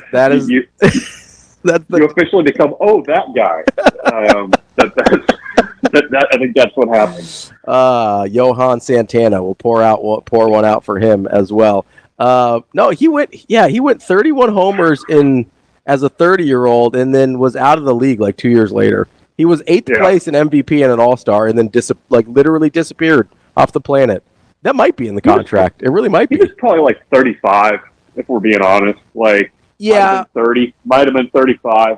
Yeah, that's fair. I mean, we kind of had a similar experience with Yasiel Puig too, where he was the most incredible person on the planet. That's 2 days in a row now. I brought up Yasiel Puig. That's how you know it's July. He was he was the phenomenon of the moment, and then I think he was out of baseball 4 years later. Yeah, he had like a brief cup of coffee with the Indians, and then was just gone, right? Weird things happened, and then he just disappeared. Yeah, maybe that's the problem with Cuban baseball players is they're there and then just gone. I think he also had a half a moment with Cincinnati as well. It was weird. That sounds right. Yeah. But he was young, or allegedly young, when he came in. So I don't, He did his tour of Ohio professional baseball and got out. That's what he did. Well, he got to Cincinnati and he's like, I like this part of Ohio so much, I have to see the rest. I'm so close to Kentucky. It's unbelievable. The Midwest is right there. The East Coast is right there. The South is right there. Everything is at my fingertips. Yeah. That's what people say about Ohio all the time. Everything's at your fingertips. Speaking of an Ohio guy, we had a little Bo chime in there. All right, we're talking with Michael Bruntz, a Husker 24/7, about some very pertinent things, as you can tell. Bruntz, as you're kind of, as we're kind of winding down here in terms of the summer before the football season starts, we got media days next week. What are some of the things you're starting to think about, whether it's players, whether it's position groups, storylines? I know you professional journalist types like to kind of plan ahead a little bit. What are some of the things you're starting to think about as the season gets a little bit closer to them opening up camp here in just a couple weeks? I appreciate that generosity, thinking that we plan ahead. I have to rent my car to get to Indianapolis next week. No, I think you're kind of starting to laser in on kind of what the depth chart looks like. I mean, I think that's, kind of the first order of business. I think you could probably get pretty close at most positions. I think there's a couple that I'm eager to hear a little bit more about. And actually with the players that are going to be in Indianapolis, you'll get a little bit more of a well-rounded answer on some of that stuff. I want to know more about defensive backs. Mm-hmm. I want to know more about that guard spot too. And Ben Scott's going to be in Indianapolis. Kind of curious to hear his thoughts on that and kind of where things stand and who's going to be playing around him. But those are the two big ones for me, I think. Obviously, the quarterback question and conversation is going to take up a lot of oxygen when Nebraska's going at Big Ten Media Days. But, I think that's kind of more where I'm looking right now. I mean, I'm eager to see. I'm always kind of looking around and talking to people that don't cover Nebraska to kind of get an outside sense of maybe what the thought is on Nebraska this year. I think Nebraska has entered more into that sneaky good team that might do something category. That there always seems to be a couple teams in that section in July. I think Nebraska probably fits pretty well there. And I don't know. I mean, it's with the expanded college football playoff, it feels like you have to pay a little bit more attention and try to do a little bit more work of trying to pick out who's like the 9-3 team that's going to emerge from this conference that is going to, like, you're basically looking for bubble teams. Is probably the best way I could put it. Like, who's in that 9-3, 10-2 area? I mean, I would not go 10-2 with Nebraska, but I mean, I think it would be fair to say if things kind of break well for them. I mean, they could get into that 8-4, 9-3 conversation, and you're kind of right on the bubble there. So that's going to take up a little bit more time too. It's kind of sizing teams up and being like, okay, who can emerge from this fray, this non-divisional fray, and get themselves at least in that conversation a little bit. Yeah, Bruntz, that's a really good point with those bubble teams, because I did, a very light amount of research because I'm in radio and I mostly just kind of fly off the handle. But I believe in 8 of the 11 years that the college football playoff existed, or the college football playoff rankings existed in the form that we knew it, that a 9-win team would have been in the top 12 after the end of the regular season.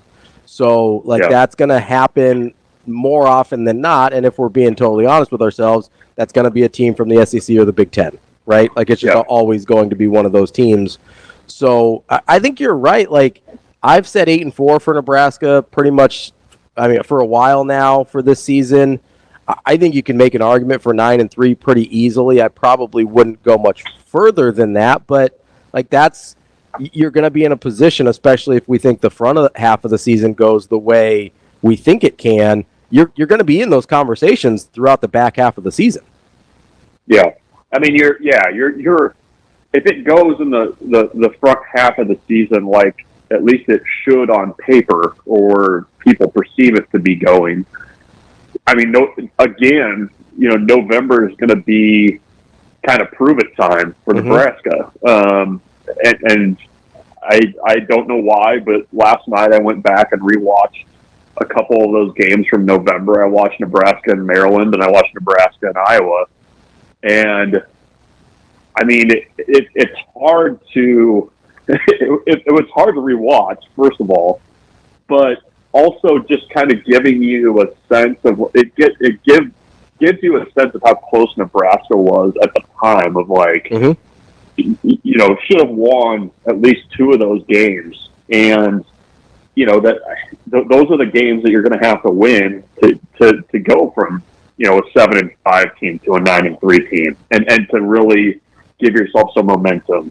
And the thing that I don't know, maybe it's just lazy thinking this way, but are we going to, is the stretch of November going to be viewed the same way as it kind of is viewed with the NCAA basketball tournament, where there's kind of this perception of teams surging at the end, or a hot team maybe getting in over a team that limped over the finish line? I don't know. I mean, that's what makes this season so fascinating, is because everything is so new. I'm very eager to kind of see how that kind of stuff is viewed, because I think you're going to have to. I don't think you're going to be able to limp into the finish line and be in that conversation in a serious way. Yeah, I mean, I think it's, even if the NCAA basketball tournament committee always insists, like, oh, hey, we don't look at the last 10, or we don't weigh it more than we do the rest of the season. But human nature plays in at some point, where the last thing you see is going to matter more to you, right? Like, that's just how people operate, and that actually might. I mean, listen, if we're having this conversation, which it's July, so why not? If I mean, what else are you gonna talk about, right? So yeah, I mean, it's not Jonas Cespedes, so yeah, there, you're fine. Go ahead. Hey, I will go right back to obscure baseball players. Like, if you believe what I do about Iowa, which is they are very easily a 10-win team next year, certainly 9 at the very least. That actually could shape up really well for Nebraska if they are in a position, say they've got 8 wins coming off of Wisconsin, then you're at Iowa at a 9 or 10 win Iowa team. Like, that's, if you're talking about the last thing you saw, like that actually could play into Nebraska's favor. Yeah. No, I mean, that's, the way things shape up again. I mean, there's an opportunity for Nebraska to get what you would say is kind of like a resume building win. I mean, you have to go to USC in November. Mm-hmm. You've got Iowa in prime time on the road. There's an opportunity there to, put a nice little bow on the regular season if you're able to take care of business. And the other thing too, I think Nebraska's got a little bit more depth and spots to be a little bit more competitive in November. I mean, you kind of go back and look at last year and the way things ended. I think there were some mistakes from game management. Certainly the turnover piece of it looms very large, but I think Nebraska has more options that they can go to, especially at the skill positions, than they did last season by the end of it. And, I think you're going to have to be able to close, and that's going to be a big question for this team is, if you're going to, talk about getting over the hump, you're going to have to win those tight games in November, and those were the games that Nebraska, should have been able to take care of business in a couple of instances last year, but wasn't able to do it. It's going to be a good test of kind of where this program is if they can do the little things and come out with wins. We're talking with Michael Bruntz from Husker 24/7. Yeah, you make an interesting point there, and I'm sure some people feel like we're talking prematurely about the schedule, and we probably are, but we are. It's fine. But I do look at it, and we've heard. At Hurrdat, we've talked to like MJ Sherman recently and stuff like that, and you hear from guys like Garrett McGuire, and you hear from like Prince Will, and they talk about, they kind of talk about some of the same things you do in the sense that they felt like they were a lot closer to having a breakthrough last year than what the final record ended up, and it kind of got me to thinking, right? So we know what plagued Nebraska last year was turnovers, mistakes, like things that should have been in their control, right? In one way or another, that they had some measure of control over. If you're in that locker room, would you rather have to fix those issues where it's like, hey, we have enough talent, despite the fact that we shot ourselves in the foot a million times, we were still in position to one possession away from basically being an 8 or 9 win team? Or would you rather be like, hey, we played super clean football, we just got to get some better players? Like, which camp would you rather be in heading into year 2? Well, I mean, I think you can, as a coaching staff, kind of sell how close you were. And I know Nebraska fans don't want to hear that because for years you've been hearing, the best 3-9 team in college football and other stuff. And I get that's a big eye roller for sure. I'm rolling my eyes saying it, but I mean, there's things that I think can be coached that can take Nebraska to that next level. And in some ways, if you kind of look at the roster changes they've made in the offseason, they've done a little bit, like some of the people that were responsible for those turnovers are no longer at Nebraska. Mm-hmm. I mean, they did a little bit of both, but I mean, I think they've got a defense that is going to keep them in close games. It's just a matter of what you can do offensively to make better decisions, to do things differently from a schematic point of view. I think there were things that as Nebraska got into November that they were a little bit hamstrung by. I mean, Heinrich Haarberg was not running the same at the start of November that he was when Nebraska goes on the road and beats Illinois. You could see how much that offense struggled with just basic timing when you had to go to your third quarterback. I mean, those things are going to happen. But yeah, I mean, I think the one thing that kind of gives me a little bit of confidence that they can coach things a little bit better. You saw the turnovers with the fumbles and the running game. That kind of subsided a little bit the more it was coached throughout the year. I think Glenn Thomas can really help with quarterback decision making. I think the offensive line should be better this year, just kind of natural improvement, and just having some veteran guys. So I think I'd rather be in the camp of like, let's kind of dig in, let's coach these things versus like, we just don't have the guys in the locker room, because that's a little bit of a scary place to be. And especially with, if you were at that point with as much as Nebraska's kind of turned over its roster, that would be more of a red flag and concern for me, I think. Yeah, and well, when you're in that spot where you just don't have a ton of guys in terms of talent, like your margin for error is really small, right? You can't afford any mistakes, much less ones that were as big as Nebraska had last year. Because I would kind of actually make the argument that Nebraska had, at least in certain times, and I know the offense had very little margin for error, but I would argue that Nebraska had quite a bit of margin for error when you look at the fact that they were turning the ball over a ton. They were making a ton of like silly mistakes and earlier in the year penalties and stuff like that. And they were still in every single game for the most part. I mean, down the stretch at least. Like I kind of actually want to make the argument that their margin for error was way bigger than we thought it was. Yeah, no, if you go back and rewatch some of those games, I mean, Nebraska's defense papered over a lot of mistakes. Just from recent rewatches, I mean, the defense was more than holding up its end of the deal at Colorado. I mean, that game was still in the balance late in the second half. I mean, against Iowa, you drop a punt return at your own 10-yard line against a team like Iowa, you just can't do that stuff. Nebraska goes and blocks the field goal.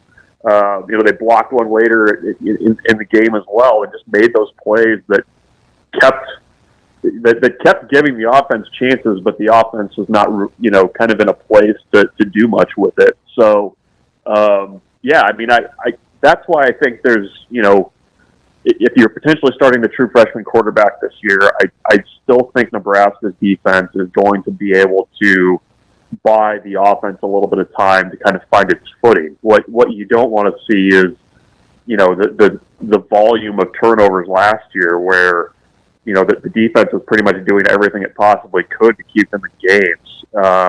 And, in some situations that was probably they were pretty fortunate to be as close as they were in some of those with as many turnovers that they had and where they happened. I mean, that was a defense that played with their backs against the wall all season.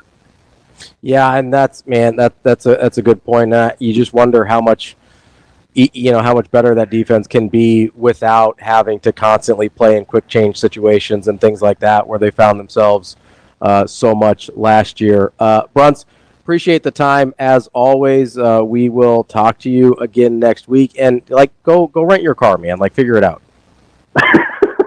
I've got a place to stay.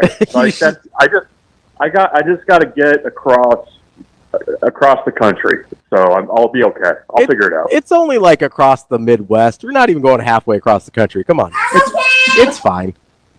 Yeah, I mean, I'm gonna have to get used to it. We got 3 trips to Indiana this year. Lots of trips. A lot of Indiana in our future. I don't know. It's not something I thought I'd say any time in my life, but here we are. Bruntzy, we appreciate it as always. We'll talk to you next week.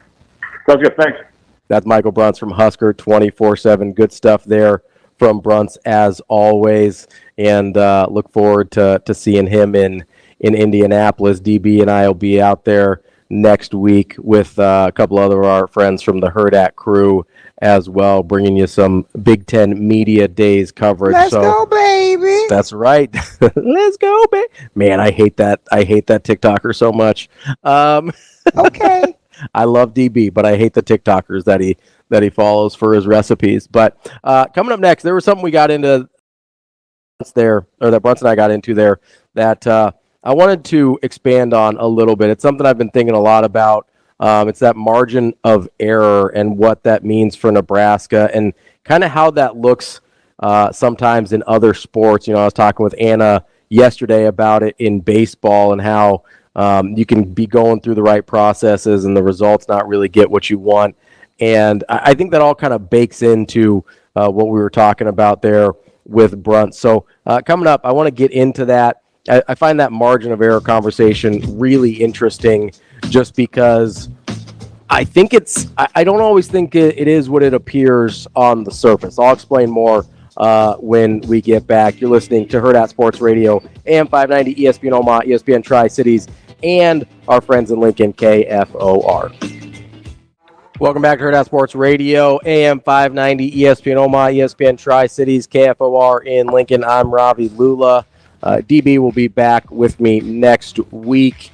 He's at team camp for Westside this week. He's coaching, and then we'll actually be out at Big Ten Media Days next week. So we will be together, but not here in the fine confines of Omaha. We'll be out at Indianapolis, getting ready for football season. And we were just talking to Michael Bruntz, a Husker 24/7, and this topic came up yesterday with Anna. While she was filling in, Anna Bellinghausen, who did a great job. We appreciate her.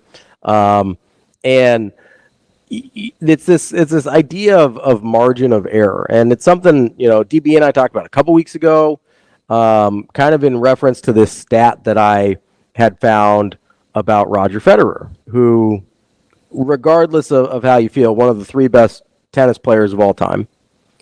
And the stat was that throughout his entire career, he's played 1,500 matches. Throughout his entire career, he'd only won 54% of the points in those matches.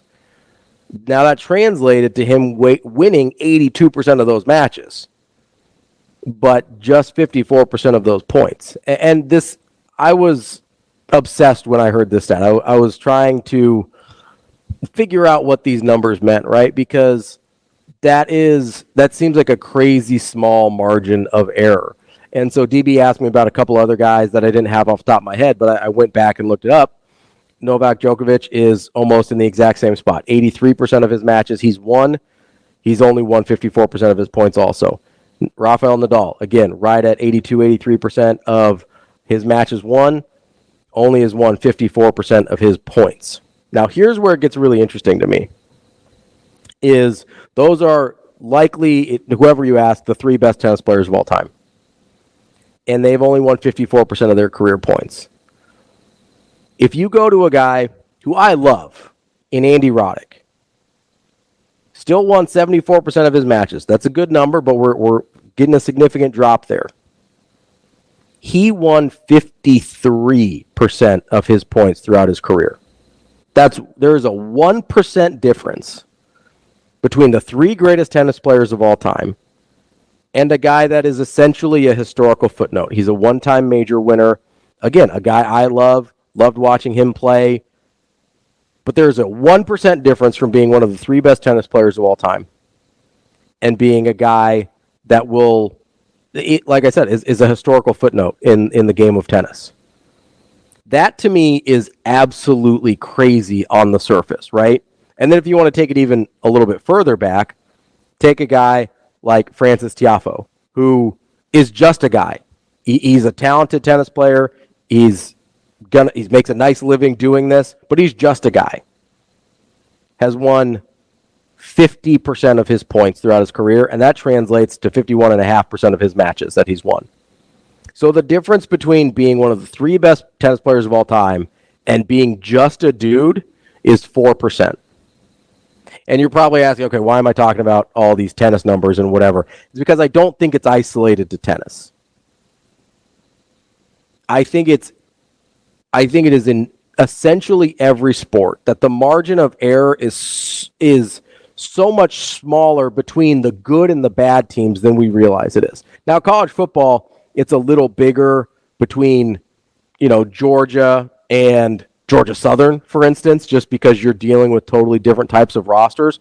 But if you keep it to Power 5 football, and especially if you're talking about Power 5 teams that have similar resources, I think we're going to end up looking at a pretty similar margin of error here between who are the very best teams and who are just another program, right?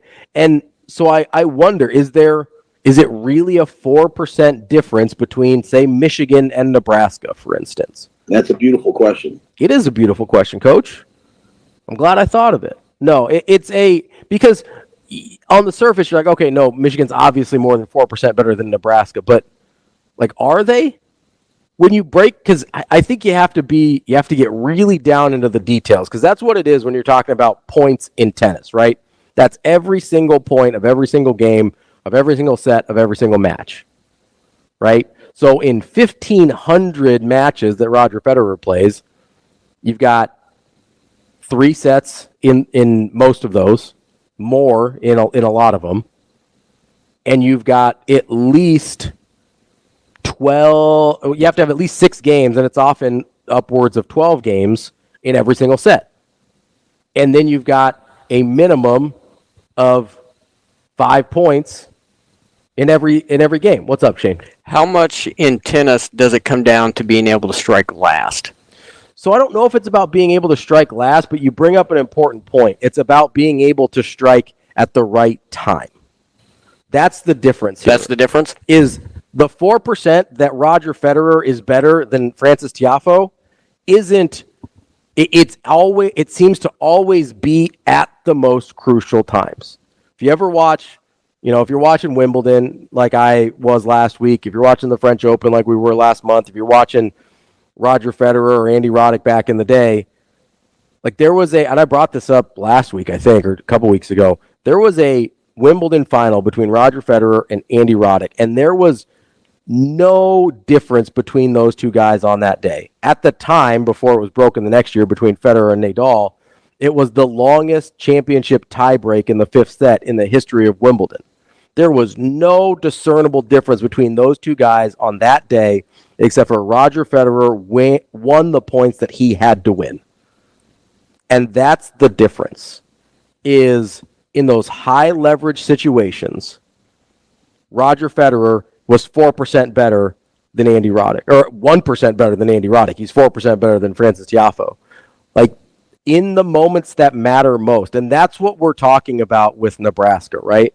You could be 4% better on every play, and yeah, that probably translates the same way. But if you're 1, 2, 3, 4% better on the plays that matter most, that's when you go from being Nebraska, who's like, we feel like we could have had 8 wins last year, to being Michigan, where you've won a national championship. Now, you look at the NFL draft and all that, like Michigan was more talented than Nebraska. I get that. But Iowa's not more talented than Nebraska, and I've got them as a lock for 10 wins this year. I think Iowa and Nebraska's talent levels are very similar. And I borderline would give Nebraska the edge in that category. And what's the difference? DB always brings this up. And it's something that I really struggle with because I was thinking of it in different terms. He keeps asking me, why can't Nebraska win like Iowa? Why can't other teams win like Iowa? And I keep going like, it's hard to be that good at special teams. It's hard to be that good at defense. It's hard to be consistently that good in those areas. And what I think is actually true and what I think is actually replicable is winning those high leverage situations, because that's what Iowa does. Iowa is 1% better than you when it absolutely has to be. And that's a hard thing to teach. That's a hard thing to coach because it's not super tangible, right? It's not, hey, we gotta make sure we run this dig route exactly at 14 yards. You got to turn around and be ready for the ball when it's on top of you.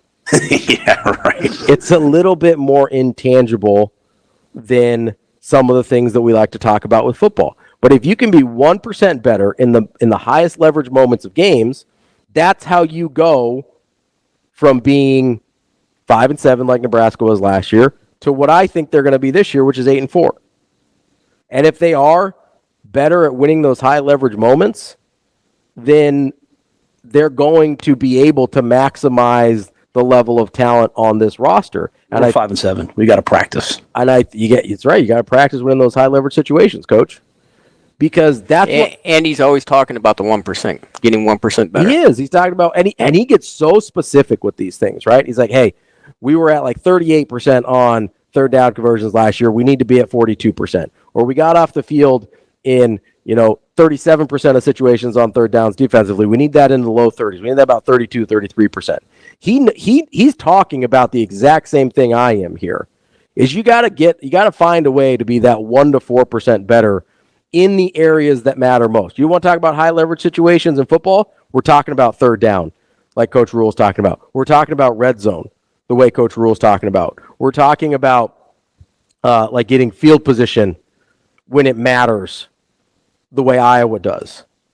Those are the things we're talking about. We're talking about taking care of the football and not getting untimely penalties the way Nebraska has a lot in recent years. That's the 1 to 4%. And if Nebraska wants to win like Iowa in that sense, that I think is replicable. And that I think is something that Coach Rule is acutely aware of, the way he talks about these finite margins with improving the team. Coming up next, we'll wrap up the show here on a Thursday on ESPN 590, Hurrdat Sports Radio. Wrapping up the show here on a Thursday on Hurrdat Sports Radio, AM 590, ESPN Omaha, ESPN Tri-Cities, KFOR in Lincoln. I'm Ravi Lulla here, closing out the show with you, and wanted to tie up a few things from college football over the course of the last couple of days, especially SEC media days. There was a funny quote from Tyler Booker at Alabama, who was asked about Nick Saban, media member Nick Saban, not picking Alabama to be in the SEC title game, and his response was, Saban used to always say, "Don't let some guy that lives in their mom's basement determine how you feel," which, kind of feels like an unnecessary shot at some of the people that run websites, but that's okay, Coach. And Booker's response to that was, "So I'm not going to let some guy who plays golf all day determine how I feel," which I thought was a funny little shot at Coach Saban there. But it is super strange to see Nick Saban at SEC media days and not as the head coach of Alabama. It's a surreal thing that I'm not sure I'm quite used to yet. I'm not sure he's quite used to it yet either, because he, I believe on day 1 or day 2, had a little security issue where he was not allowed into, or it took him a minute to get allowed into the building because he didn't have his press credential with him. Apparently the young man who didn't let him in says, "I knew who he was, but I was just doing my job." So I appreciate that guy. And I have a feeling Coach Saban might have appreciated him as well for doing his job. But there's some other stuff from SEC Media Days that I wanted to touch on as well. First, Eli Drinkwitz from Missouri gave kind of a plea for somebody that I have a great affinity to, and that is Mike Leach, who's been kept out of is being kept out of the Hall of Fame because he doesn't meet the minimum criteria for college football. The College Football Hall of Fame, if you're not aware, has very stringent criteria for both players and coaches. Just some of them off the top of my head. The players are, you have to either be an All-American or a national award winner, something to that effect. And then with coaches, you have to have either a 600 winning percentage or a national title or again, something to that effect as well. But they're kind of hard rules about who cannot be eligible for the College Football Hall of Fame.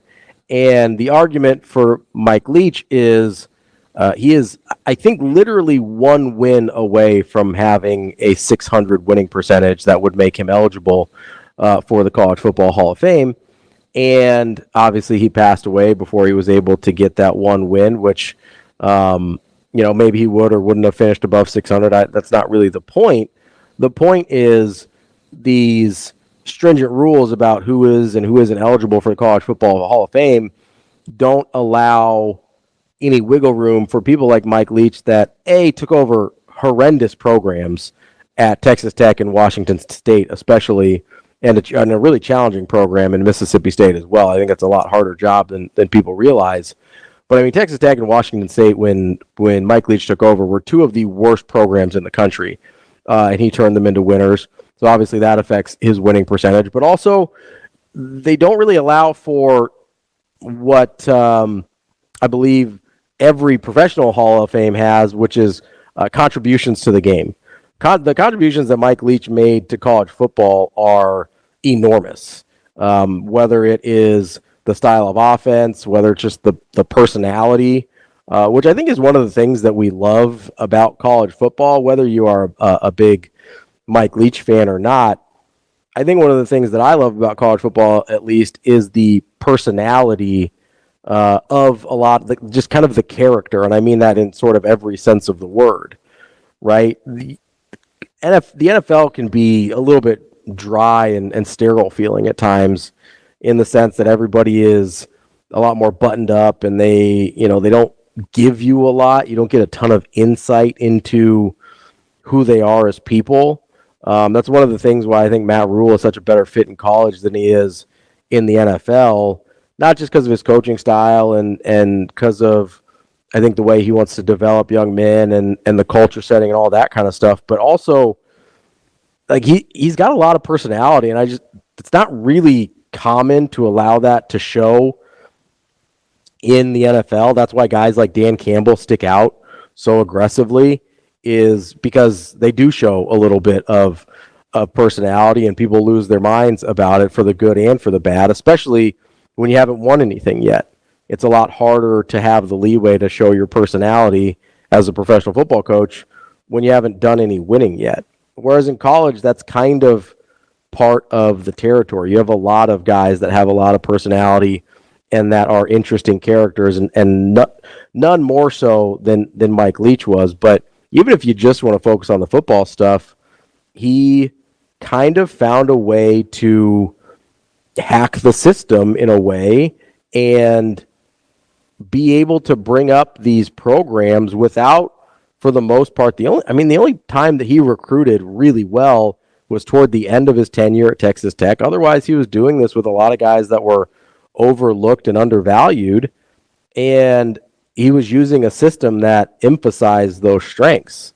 I say a lot of the time, if you get a 3-star guy, but he's a 5-star fit, then he's going to look a lot more like a 5-star than a 3-star. And on the other side, if you get a 5-star guy and he's a 3-star fit, he's going to look a lot more like that 3-star. Mike Leach had this incredible ability to find 5-star fits for what he was doing in places that nobody else was looking or that nobody else cared about, whether it was transfer quarterbacks, JUCO quarterbacks, walk-ons. One of my all-time favorites from Texas Tech was B.J. Simons, this guy that only actually played 1 year at Texas Tech. He was like a fifth-year guy at that point and put up the most ridiculous passing numbers you could ever imagine. And it was because, he'd learned under Mike Leach, and it was a system thing, but he was a great fit for that system. And having that person be a part of the College Football Hall of Fame seems like something that needs to be done. It's hard, and this is kind of the measuring stick that I use when I'm talking about either all-time greats or Hall of Fame or whatever, is it would be hard to tell the story of college football in the 2000s without talking about Mike Leach.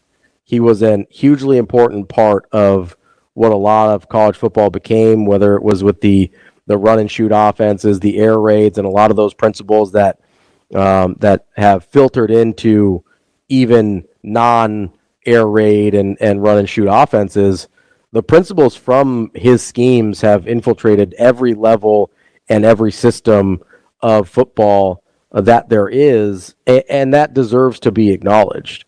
Maybe common or casual fans aren't totally aware of that total impact that Mike Leach, and if you want to go even further back, Hal Mumme, his mentor, had on the game of college football.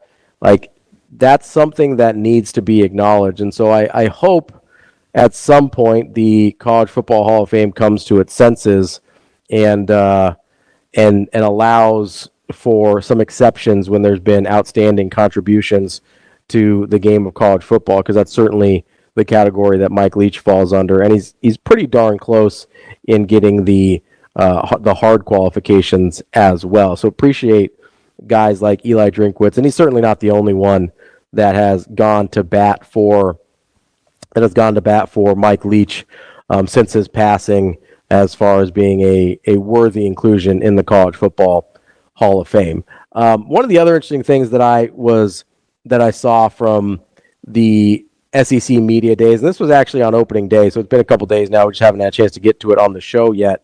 Were some of the opening statements by Greg Sankey, who I often find sort of overly righteous and kind of sanctimonious and a little bit insufferable, and a lot of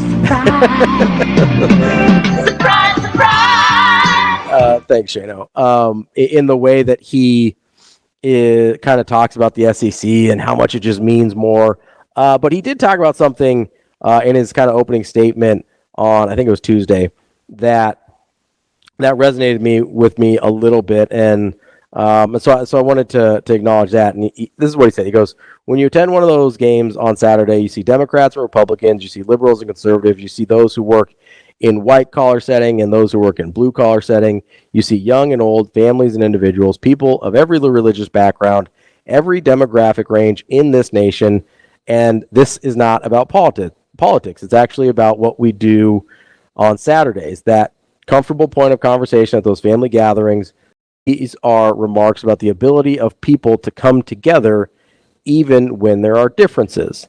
And he goes on to say that we actually need more of what we do in college sports kind of throughout the country. In college sports and in college football in particular, we know there's an opponent on the field, and spread across the stadium, there's apparel from these opposing teams, one dominant, one in the minority. But in those stadiums, and I've stood with those 100, sometimes 100,000 or more to sing national anthem, sometimes thinking that the entire stadium is actually participating.